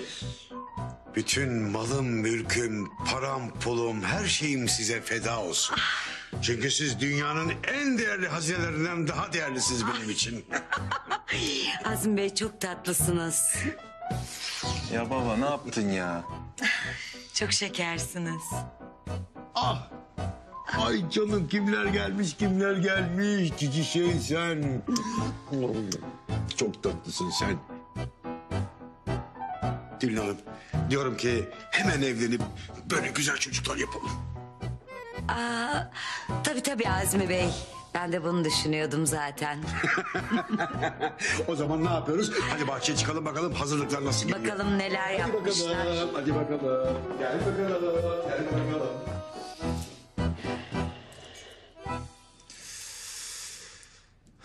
Bu düğünü engellemenin tek bir yolu kaldı Adnan kardeş. Neymiş? Düğün gecesi alanı kaçıracağız. Ne? Başka çaremiz yok. Yoksa bu iki azgın evlenecek. İyi de kaçırıp ne yapacağız? Halanı kaçırdıktan sonra onun ağzından babama bir mektup yazacağız. Onu sevmediğini, artık ona katlanamadığını söyleyen. Babam vazgeçer mi peki? Tabii ki vazgeçer. Benim babam onu istemeyen bir kadının peşinden hayatta koşmaz. Ya koşarsa? Koşmaz. Ola ki koştu. O zaman babam halanı unutana kadar halanı kilitli bir yerde saklayacağız. Ne diyorsun sen be? Başka çaremiz yok Adnan kardeş. Of arkadaş ne zormuş bu işler ya. Aynen öyle. Planımızı gerçekleştirmek için düğün gecesine kadar beklememiz lazım. Ama ben bayağı bir gerildim ya. Şöyle hamama gidip iyice bir terlemem lazım Adnan kardeş. İyi sen git at terini. Hayatta olmaz Adnan kardeş. Senin de şöyle hamama gelip iyice bir terlemen lazım. Hamam mı? Ne oldu Melis? Panikledin hemen. Daha dur bakalım. Sana neler yapacağım ben neler. Hadi bakayım. Şöyle hamama gidip iyice bir terleyelim Adnan kardeş. Sen bana ben sana iyice bir kese atarız. Eyvah bittim ben. Hadi gidelim şöyle seninle Adnan kardeş. Birbirimize iyi bir kese atarız. Ulan arkadaş, şu Ziya Hoca'nın yaptığına bak ya. Hocamız dedik, bağrımıza bastık, taş çıktı. Bana bakın, bundan sonra hocamız hicabidir, ona göre. Sen öyle diyorsan öyledir abi. Hicabidir bundan sonra hocamız. Hicabi hocam, nasılsın? Allah razı olsun. Hamdolsun Kenan abi. Sen nasılsın? İyiyim, çok şükür. Ha, akşama evleniyorum biliyorsun. Muhakkak bekliyorum düğüne ha. İnşallah geleceğim Kenan abi. İnşallah. Ha, bu arada şu Gizem Hanım'ı kaçıran bir vardı ya, Sokrat. Onu vurmuşlar. Gizem Hanım'a söyle, içi rahat olsun bundan sonra, sıkıntı yok. Vurmuşlar mı? Kim vurmuş Kenan abi? Ya henüz onu öğrenemedik ama öğreneyim hemen haber veririm hocam, hiç merak etme sen. Neyse, hadi bize müsaade, içeride görüşürüz. Tamam Kenan abi.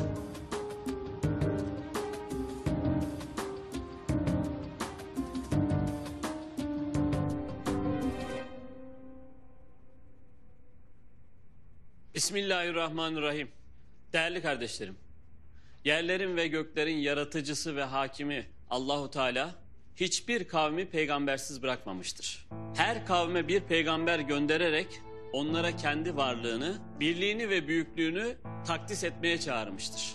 Hazreti İbrahim de bu peygamberlerden biridir. Kur'an-ı Kerim'de Allahu Teala'nın Halil yani dost diye nitelediği Hazreti İbrahim Babillilere peygamber olarak gönderilmiştir.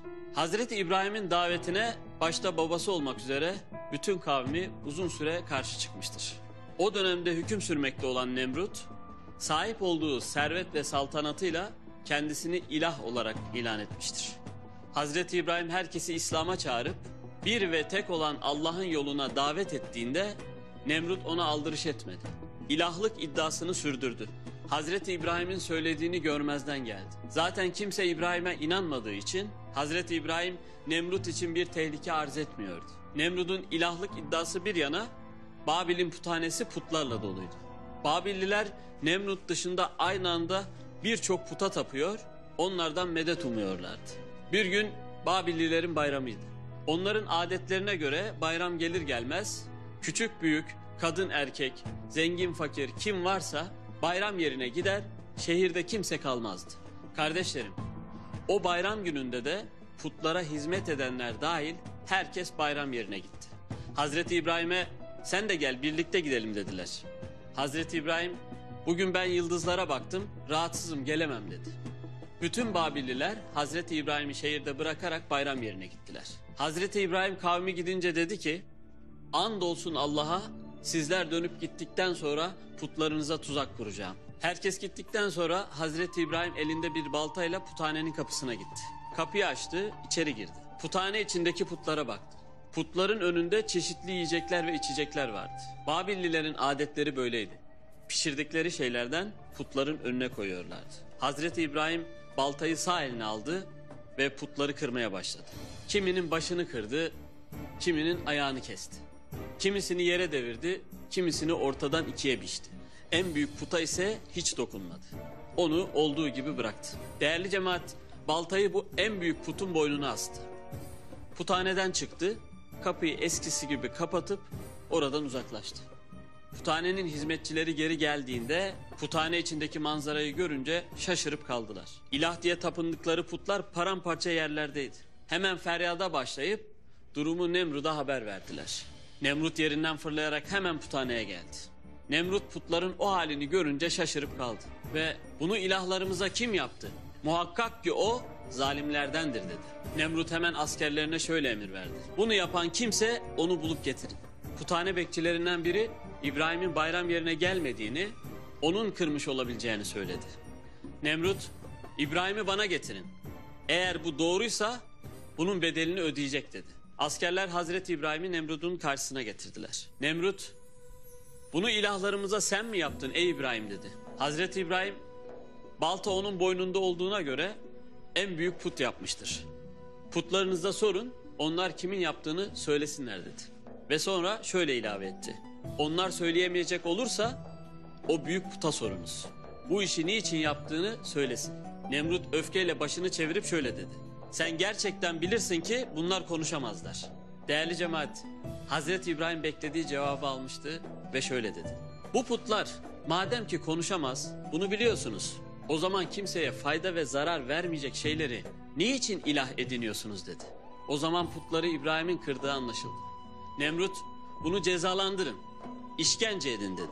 Değerli cemaat, Hazreti İbrahim'e her türlü işkence edildi. Her türlü zulüm ve baskı yapıldı. Fakat o İslam davasından ve Allah'ın birliğini insanlara anlatmaktan vazgeçmedi. Nemrut, Hazreti İbrahim'e işkence etmeye ve onu öldürmeye niyetlendi. Ve bu nedenle de onu ateşe atmaya karar verdi. Kavmine şöyle emir verdi. İbrahim'i yakın, ilahlarınız huzur bulsun. Kardeşlerim, şehir meydanı İbrahim'in yakılması için hazırlanıyordu. Ateşin yakılacağı yeri yüksek duvarlarla çevirdiler. Duvarların içini odunlarla doldurdular. Nemrut, Hazreti İbrahim'in ateşte nasıl yandığını daha iyi izleyebilmek için kendisine yüksek bir yer yaptırdı. Ve Hazreti İbrahim'in ateşe atılacağının bütün ülkede bilinmesini ve halkın orada hazır bulunmasını istedi. Ve bunun için Hazreti İbrahim'i yakacağı yer çok büyüktü ve ağzına kadar odun doluydu. Herkes şehir meydanında toplandı. Bütün ülke oradaydı. Herkes bu ana şahitlik etmek istiyordu. Nemrut emir verdi, odunlar tutuşturuldu, alevler bütün gökyüzünü sardı. Nemrut'un hazırlattığı odunlar o kadar fazlaydılar ki bu dumanlar şehrin ta öteki ucundan görülebiliyorlardı. Ateş iyice büyüdü. Herkes bekliyordu artık. Nemrut'un emriyle Hazreti İbrahim zincirlere bağlı şekilde ateşe atılacağı meydana çıkarıldı. Herkes meraklı gözlerle ona bakıyordu. Kafirler Hazreti İbrahim yakılacağı için sevinirken Hazreti İbrahim'e inanan bir avuç insan gizli gizli ağlıyor, Allah'a yakarıyorlardı. Hazreti İbrahim'i ateşin kenarına getirdiler. İçine atacaklardı. Fakat ateşin sıcağı o kadar fazlaydı ki kimse yaklaşamadı. Ne yaptılarsa Hazreti İbrahim'i ateşe atamadılar. Sonunda Nemrut Hazreti İbrahim'i büyük bir mancınıkla ateşe atılması emrini verdi. Hemen mancınık hazırlandı ve ateşe göre ayarlandı. Hazreti İbrahim'i mancınığın içine yerleştirdiler. Hazreti İbrahim mancınıkla ateşe atılacaktı. Fakat hiç korkmuyordu. Hazreti İbrahim bana Allah yeter. O ne iyi ne güzel vekildir diye Rabbini zikrediyordu. Ne ölümden ne Nemrut'tan korkuyordu.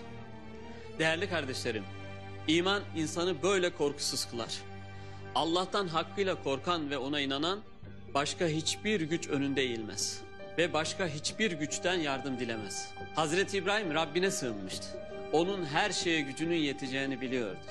Dev alevlere bakarken hiç korkmuyor, dilinde zikir, kalbinde iman ile Allah'ın takdirini bekliyordu. Nemrut'un emriyle mancınık gerildi ve Hazreti İbrahim ateşin ortasına fırlatıldı. Hazreti İbrahim ateşin ortasına düşünce alevler dört yana çekildi. Çünkü alemlerin Rabbi olan Allah ateşe Hazreti İbrahim'e karşı serin ve selametli olma emrini verdi. Ateşin ortasında bir yer açıldı. İçinden şirin bir pınar akmaya başladı. Pınarın çevresi yeşillendi. Hazreti İbrahim'in ayağındaki zincir kendiliğinden çözüldü. Hazreti İbrahim pınarın başında oturuyordu. Nemrut yüksek yere çıkarak ateşi görmek istedi. Nemrut ateşin içine baktı. Ateş ortasında pınarı ve yeşilliği gördü. İbrahim de sağ olarak pınarın yanında oturuyordu. Nemrut bu hal karşısında şaşırıp kaldı. Hazreti İbrahim'in ateşin içinden sağ salim çıktığını gören birkaç kişi hemen oracıkta iman ettiler. Nemrut halkın kendisinden yüz çevirmesinden korktu. Hemen adamlarını dört bir yana mektuplar yazarak yolladı. Çabucak ordular gönderin. tamamen silahlansınlar. Gök tanrısıyla savaş etsem gerek dedi. 100.000'e yakın asker Nemrut'un önünde toplandı. Kibri Nemrut'un gözlerini o kadar kör etmişti ki yerlerin ve göklerin sahibi ve hakimi Allah'a savaş açmıştı. Sonsuz kudret ve kuvvet sahibi olan Allah Nemrut'a ibretlik bir son hazırladı. Kardeşlerim, Allah sivrisineklere emretti. Sinekler Nemrut ordusundaki askerlerin yüzlerine gözlerine üşüştüler. Sivrisineklerin çokluğundan askerler birbirlerini göremez oldular. Sivrisinekler her adamı ve atını ısırdığında acısı dayanılmaz oldu. Bu acıyla hayvanlar şaha kalktı.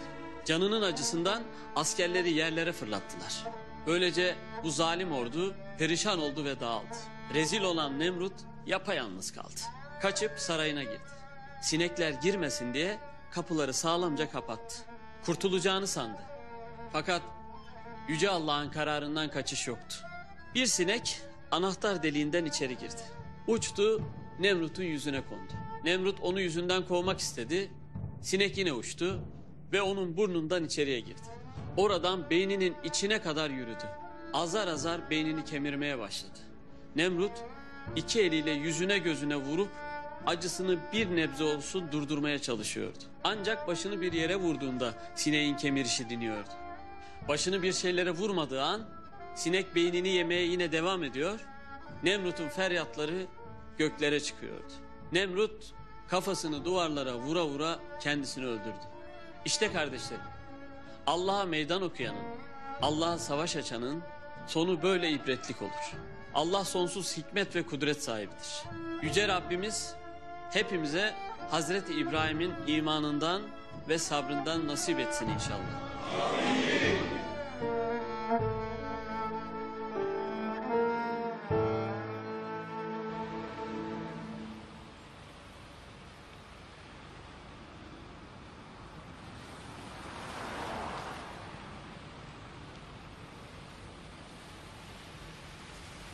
Hadi Adnan kardeş. Ya Kemal kardeş ya benim homum var, alerjim var. Sen git ben seni kafede beklerim. Hayatta olmaz Adnan kardeş. Anca beraber kanca beraber. Hem sen de bir iki kese attırırsın. Amma da inatçı çıktı bu ya. Ya Kemal kardeş alerjim var dedik ya. Sen git at terini ben seni kafede bekliyorum. Neyse tamam Adnan kardeş. Sen gitmiyorsan ben de gitmem. Hadi kafeye gidelim o zaman. Hadi gidelim. Baba Kadir'in adamları değil mi onlar? Allah!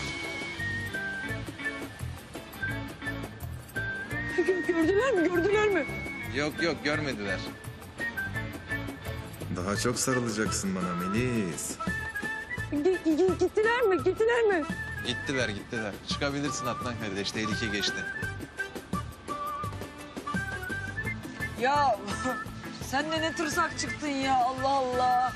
Bassaydık ağzını burunlarını. Saklandın arkama. Arkama geçip saklanan bendim sanki. Ne yapalım Adnan kardeş? Bizde seninki kadar yürek yok ki. Senin 60 kilonun 50 kilosu yürekten. Bizde ne gezer o yürek? Eyvallah. Hadi gidelim. Gidelim. Çocuklar merhaba, nasılsınız? Maşallah. Şimdi sizleri sınav yapacağım. Bakalım vaazı iyi dinlemiş misiniz? Hazır mısınız? Hazırız. Şimdi ilk sorumu soruyorum. Allahu Teala hangi peygamber için ateşi bir gül bahçesine döndürmüştür? Hazreti İbrahim. Aferin size. Geldik ikinci sorumuza. Hangi peygamber asasıyla denizi ortadan ikiye ayırmıştır? Hazreti Musa. Aferin size. Geldik son sorumuza. Allahu Teala hangi peygambere kuşlarla konuşmayı öğretmiştir? Hazreti Süleyman. Aferin size canlarım benim. Zehir gibisiniz ya. Bütün soruları bildiniz. Şimdi geldi sıra hediyelerinizi vermeye. İki kardeş alın bakalım.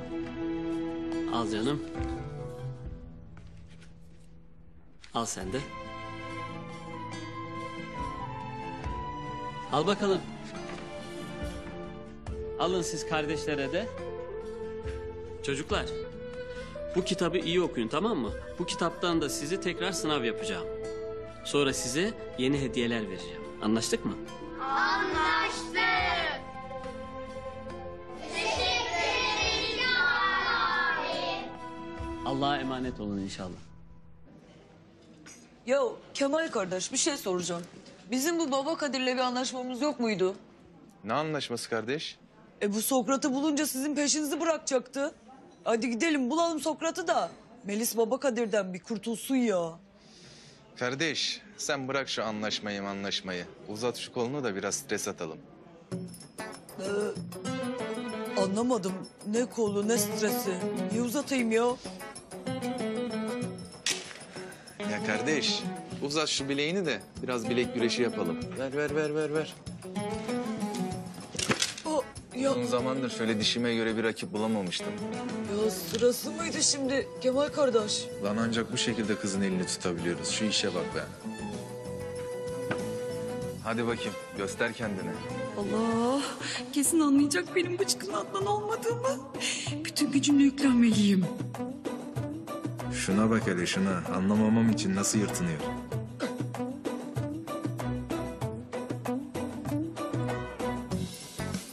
Ya Adnan kardeş, sende ne bilek varmış ya. Üf, daha bir kıpırdatamadım bile. Ne oluyor ya? Ben o kadar güçlü müyüm?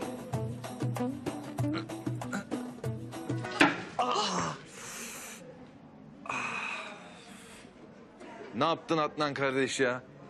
Benim bütün aleme rezil ettin ya. Nasıl yani? Yendim mi ben şimdi bunu? Herhalde Kemal kardeş ya. Sen bizi ne sandın? Buna bilek derler. Bu kız beni öldürecek ya. Gerçekten beni yendiğini sanıyor. Var mı lan bileğine güvenen? Gelsin ifadesini alayım.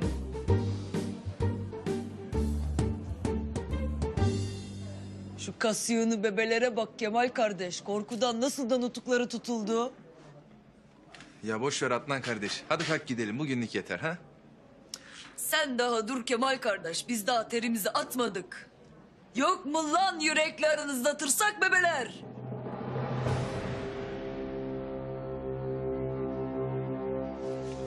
Var olan. Kızım sen ne yapıyorsun ya? Allah ne yaptım ben ya? Bir an gaza geldim. Sen şöyle bir çekil.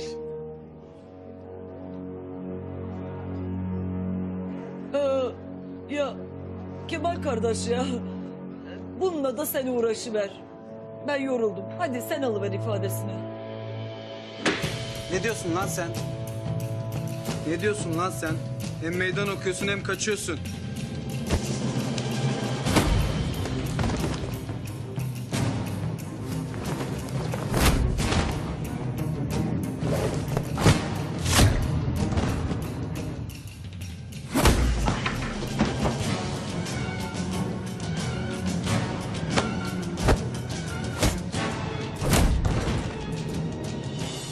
Heyt be, kara Kemal'ime bak be. İyi ki aldım bunları elimden. Yoksa haşet ederdim ha. Haydi, daha düğün bozacağız. Düş önüme, ne bekliyorsun? Bitiyorum ben bu kızın atarlarına. Peki Adnan kardeş gidelim.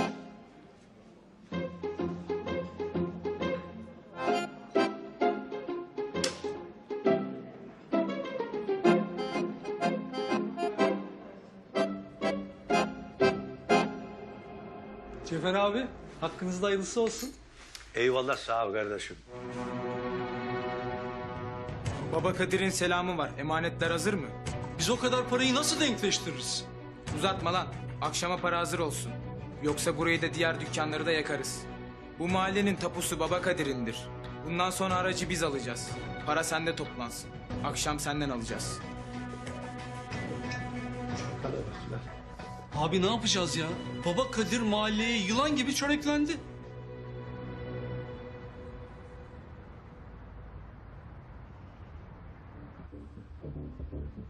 Selamünaleyküm. Aleykümselam Hicabi, hoş geldin. Aleykümselam. Erol abi, bir şey mi oldu? Neyin var? Ne olsun Hicabi? Şu Baba Kadir yok mu? Bütün mahalleyi haraca kesmiş. Akşama kadar parayı hazırlamazsanız tüm dükkanları yakarım diye.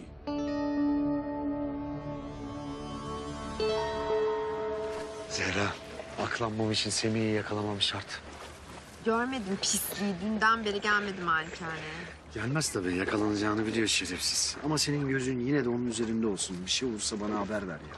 Tamam canım, vermez miyim? Ziya. Hı. Bu akşam malikanede çifte düğün var. Çifte düğün mü?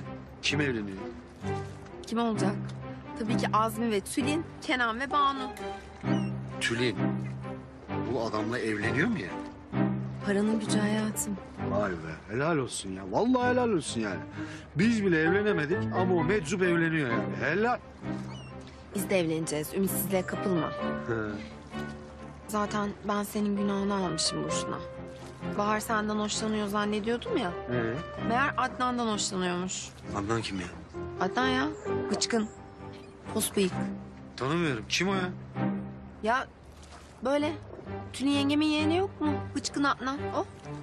Allah Adnan bilmem ne. Benim gözümün senden başka kimseyi görmediğini anladın ya. Ona seviniyorum yani. Gerçi kıskançlıklarına da alışmıştık ama ne yapalım? Kıskanırım tabii. Kıskanırmış seven insan. Seviyormuşum. Allah Allah.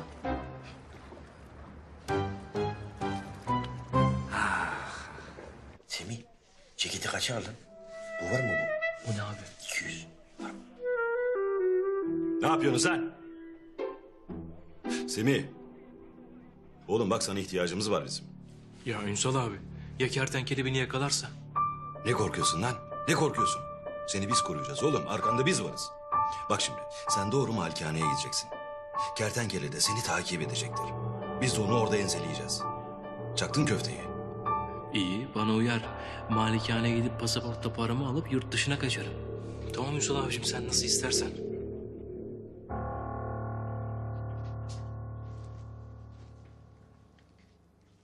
Of ya.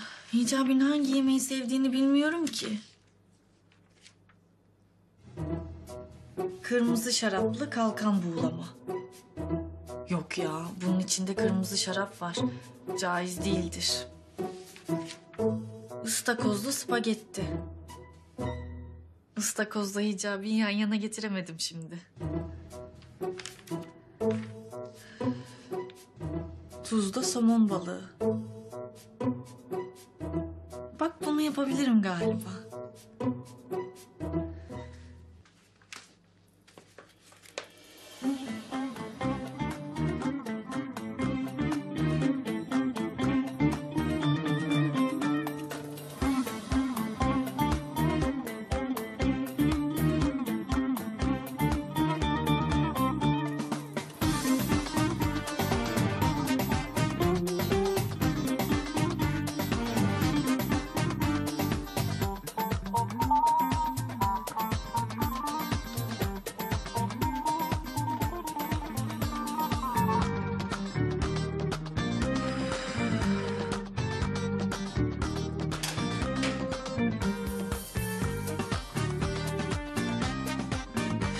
Ne yapacağım ben şimdi ya? Hicabi yemek yapamadığımı öğrenmemeli. Hemen dışarıdan yemek söylemeliyim. Evlenince ne yapacağız biz? Hep dışarıdan hazır yemek mi gelecek? Of ya, evlenene kadar mutlaka yemek yapmayı öğrenmem lazım benim.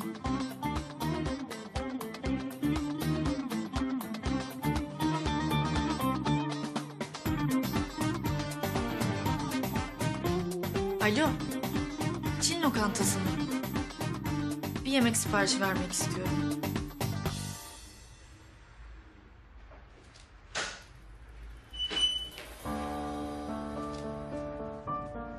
Para hazır mı?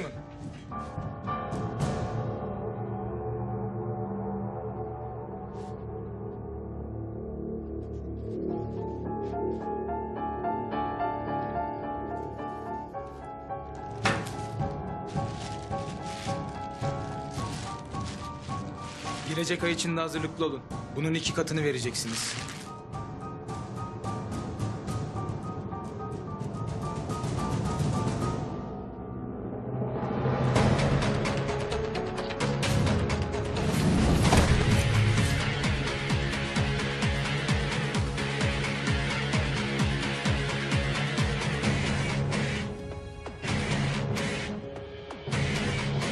Para çalmak caiz değildir.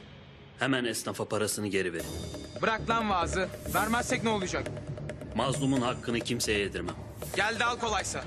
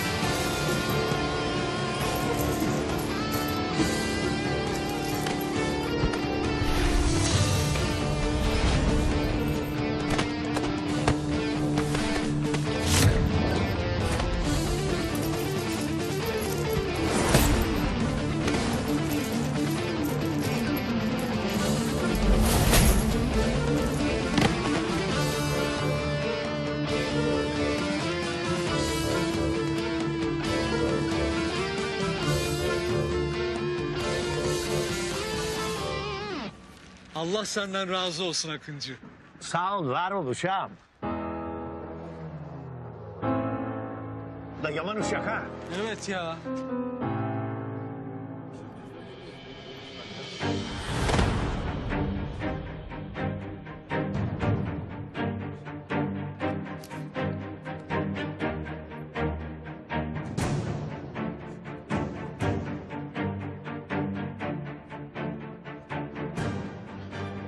Ulan deli Kenan. Sana Banu'yu yar etmeyeceğim ulan.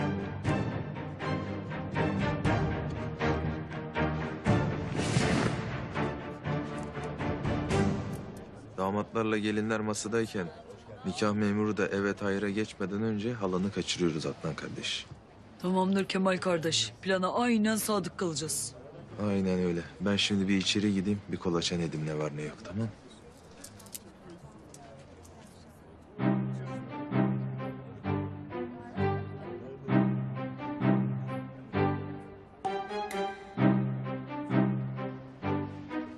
Merhaba Adnan. Ne haber? İyidir Bahar Hanım. Ya o hanımı çıkarsak mı acaba? Ne oluyor ya? Ya ne güzel böyle çifte düğün yapıyorlar. Hani öyle benim de karşıma mesela senin gibi biri çıksa. Ne nikahı? Ne saçmalıyor bu kadın? Anne, anne gelsene. Geliyorum hayatım, bir dakika. Neyse Adnancığım, görüşürüz.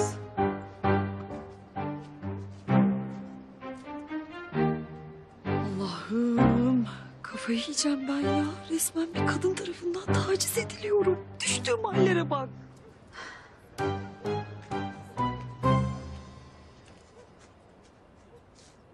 Adnancığım, çok hızlı çıktın. Pardon, anlayamadım. Hadi canım sen de. Bilmiyormuş gibi yapma. Bu kız sabah akşam senin peşinde. Benimle de konuştu, senden çok hoşlanıyormuş. Hoşlanıyor mu? Anlamamış gibi yapma lütfen. Kaçırma derim.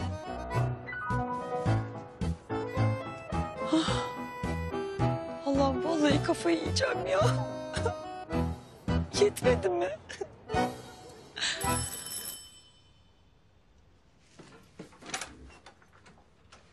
Merhaba, Hicabi Bey mi? Merhabalar, evet. Kargonuz vardı. Şuraya bir imza alabilir miyim? Teşekkürler. İyi akşamlar Hicabi. Ben teşekkür ederim. İyi akşamlar.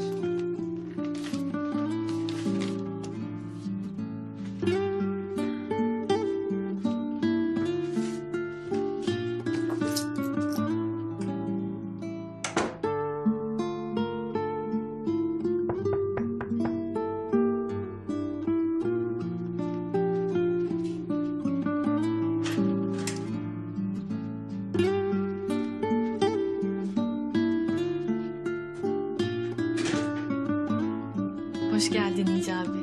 Hoş bulduk Gizem. Bu ne Hicabi? Yoksa bana hediye mi aldın? Evet, sana hediyem var. Ne var bunun içinde? Ya açsana hadi. Ben açamıyorum biliyorsun. Tamam.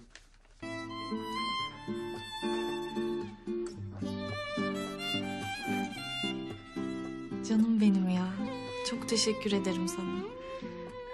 Ama ben Kur'an-ı Kerim okumasını bilmiyorum ki. Sen bana Kur'an okumayı öğretir misin Hicabi? Tabii ki öğretirim. Seve seve hem de. Hadi geçelim mi masaya?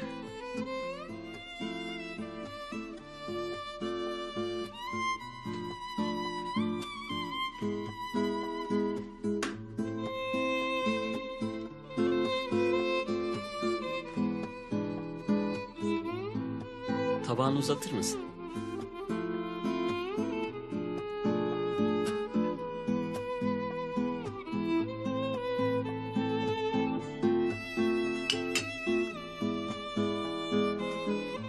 Teşekkür ederim. Afiyet olsun. Senin için yaptım Hicabi. Ama niye zahmet ettin? Hem omzun da yaralı. Hicabi, iyiyim ben. Yok bir şeyim. Hadi başlayalım artık. Afiyet olsun.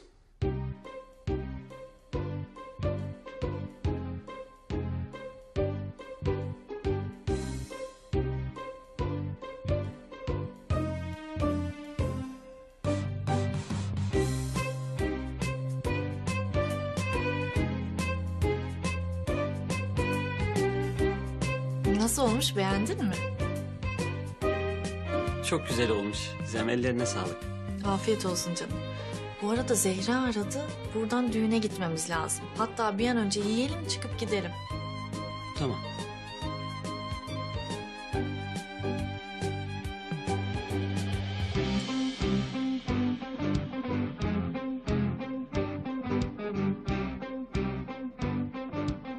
Hicabi? Sen hiçbir şey yememişsin hala. Ben yiyorum. Ay canım benim ya. Kıyamam ben sana. Niye baştan söylemedin?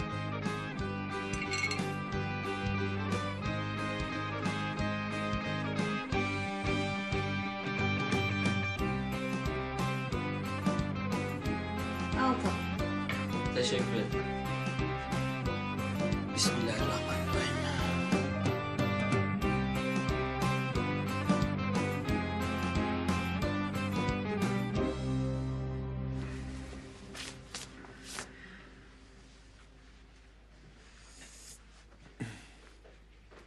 Vallahi babacığım yakıyorsun ha. Oğlum bugün benim en mutlu günüm. Üzgünüm baba. Mutluluğun fazla uzun sürmeyecek. Darısı senin başına oğlum. İnşallah. Amin babacığım, amin. Maşallah 2 dirhem bir çekirdek oldun ha. Sağ ol. Kenan abi, yakıyorsun vallahi ya. Ateş ediyor yemin ederim ha. Kenan abi, diyorum ki hani sen evlenmişken artık bizi de bir görsen, bizi de bir aradan çıkarsan diyorum be abi ha. Peki lan. Tamam. Şu balayına gideyim geleyim. Söz size kız bulacağım. Aslan abim benim be. Evet evleniyoruz. Sonunda be. Gerçek damat biziz. Sağ ol canım. Bıçkın, senin ne işin var burada? Görmüyor musun sadece kızlar var. Hadi sen Bahar'ın yanına.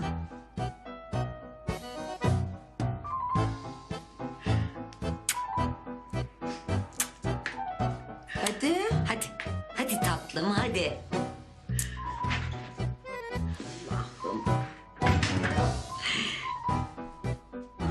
Ya çok güzel oldunuz. Ay sağ ol Zehracığım. Darısı senin başına inşallah. O değil de ben çok heyecanlıyım. Ne yapacağım? Normal.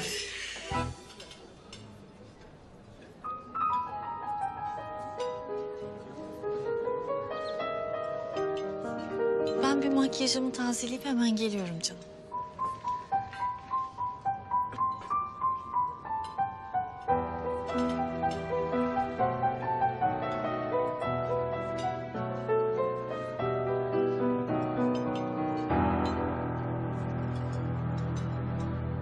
Tamam Semih.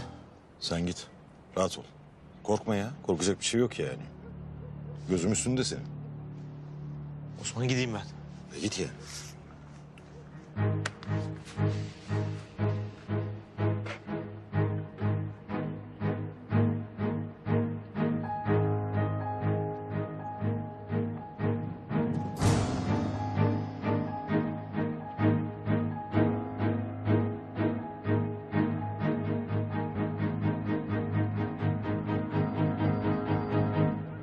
Damatlar bizi bekliyor. Hadi gidiyoruz.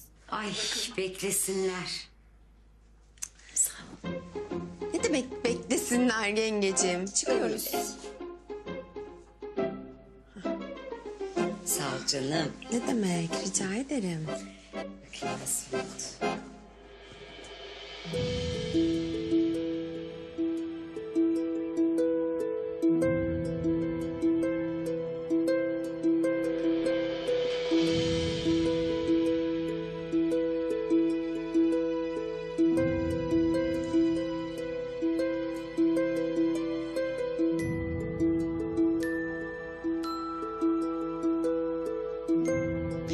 Alo Ziya, Semih burada. Tamam canım yakınlardayım ben zaten geliyorum. Semih'e sakın çaktırma. Tamam canım.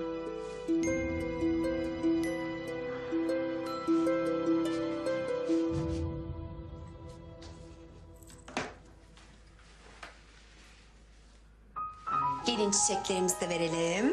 Teşekkürler Zehracığım.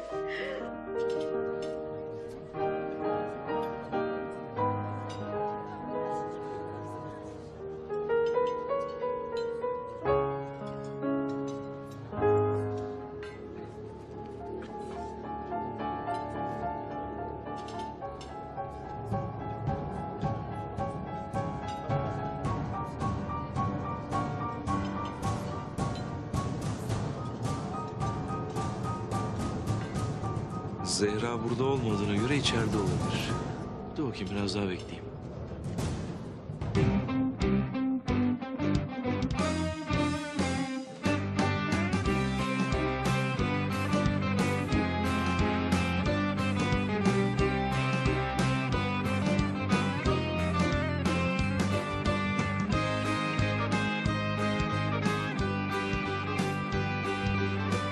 Nerede kaldı bunlar ya?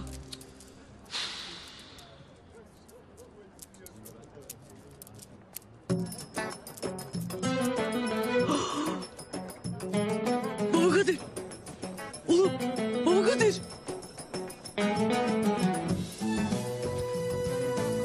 Merhaba.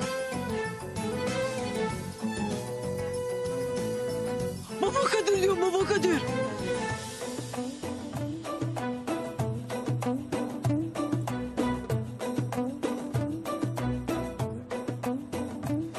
Merak etme sen bıçkın Adnan. Baba Kadir bu gece buraya olay çıkarmak için gelmemiştir. Deli Kenan onun askerlik arkadaşı. Onun düğününe geldi. Sen rahat ol bu gece.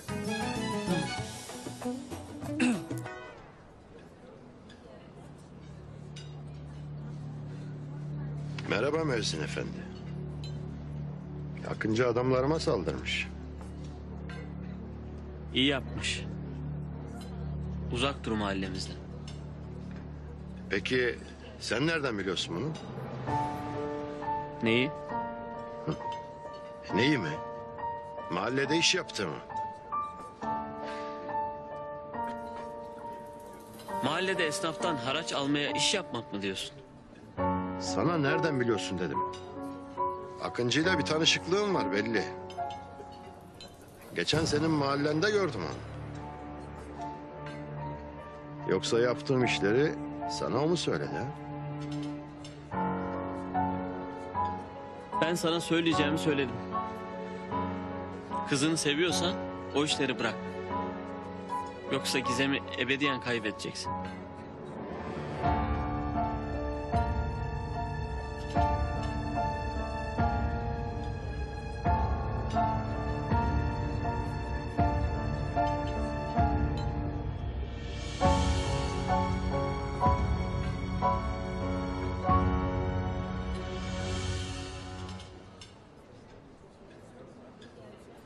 Ne işin var senin burada?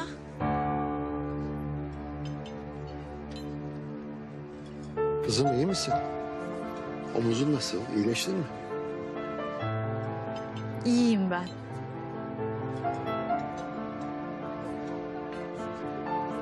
Peki canım. Görüşürüz.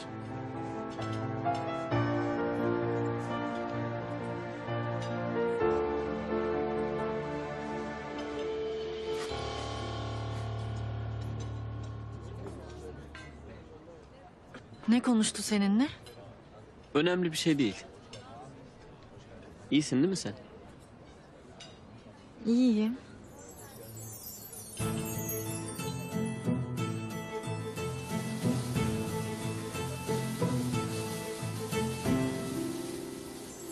Lan.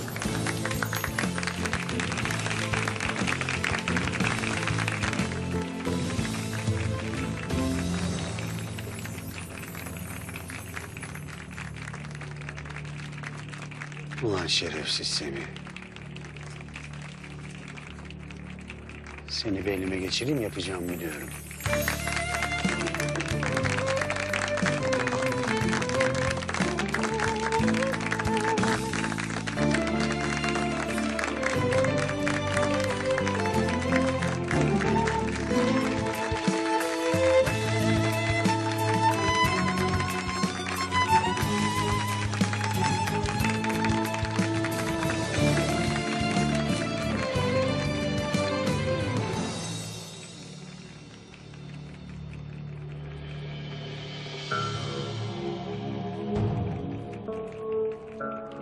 İşte orada.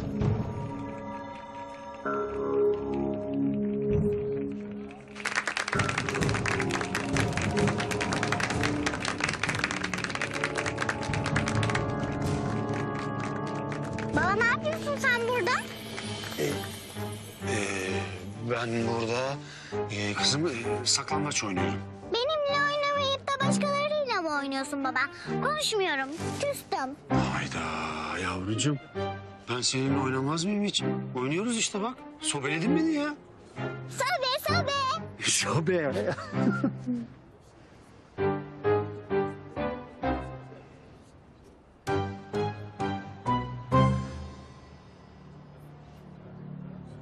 Gidip pasaportta parayı alayım da kaçayım buradan.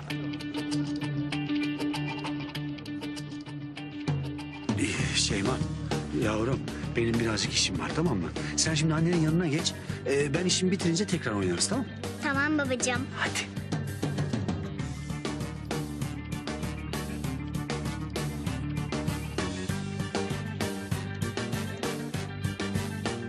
Şerefsiz. Arkadan dolanıp enseleyim.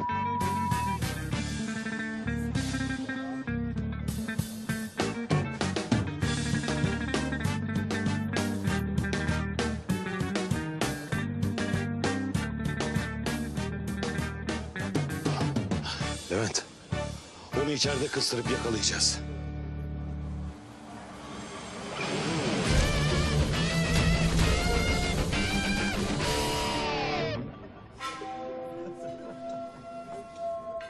Değerli ve saygıdeğer konuklar, bu mutlu gecede bu iki güzide çift adına sizlere hoş geldiniz diyor ve iyi eğlenceler diliyorum.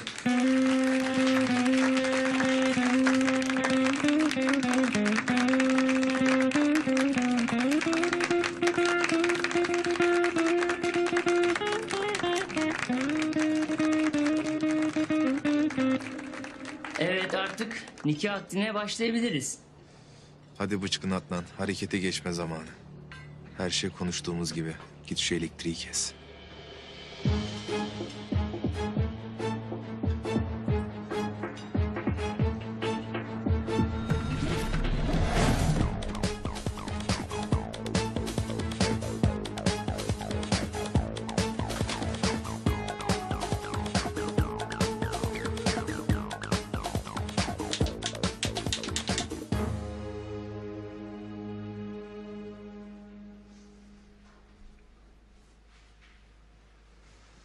Anam kertenkele.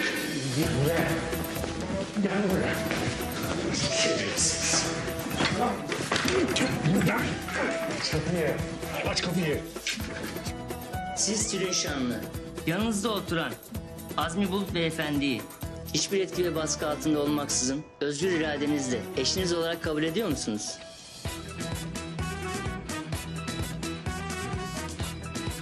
Evet.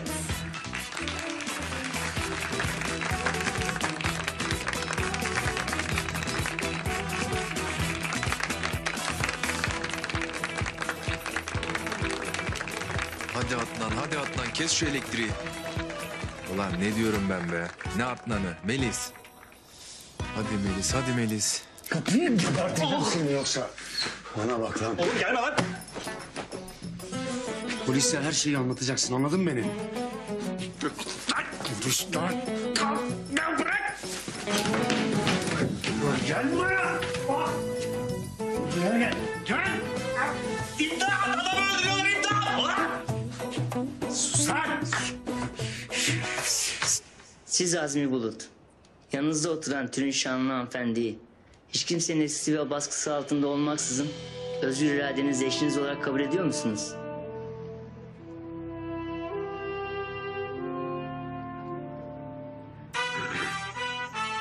Hadi Melis, hadi Melis. Nerede lan bu elektrik? Yakın şunu! Jeneratör yok mu be? Bu ne rezalet ya? Bugün elektrik mi sönermiş Allah Allah? Bana yok. Ha! Prensesim! Tüyünüm! Tüylerim yok! Prensesim yok! Allah Allah! Banu nerede? Kenan Bey ne? Abi! Prensesim! Tüylerim! Banu!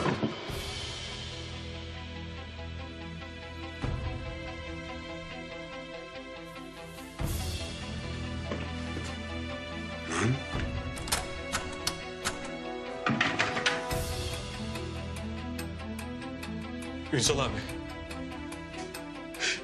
İçeride kertenkeleyi kilitledim. Yakaladım kertenkeleyi ya. Ulan bu sefer bu şerefsizin işi bitti lan. Şerefsiz. Senin ben.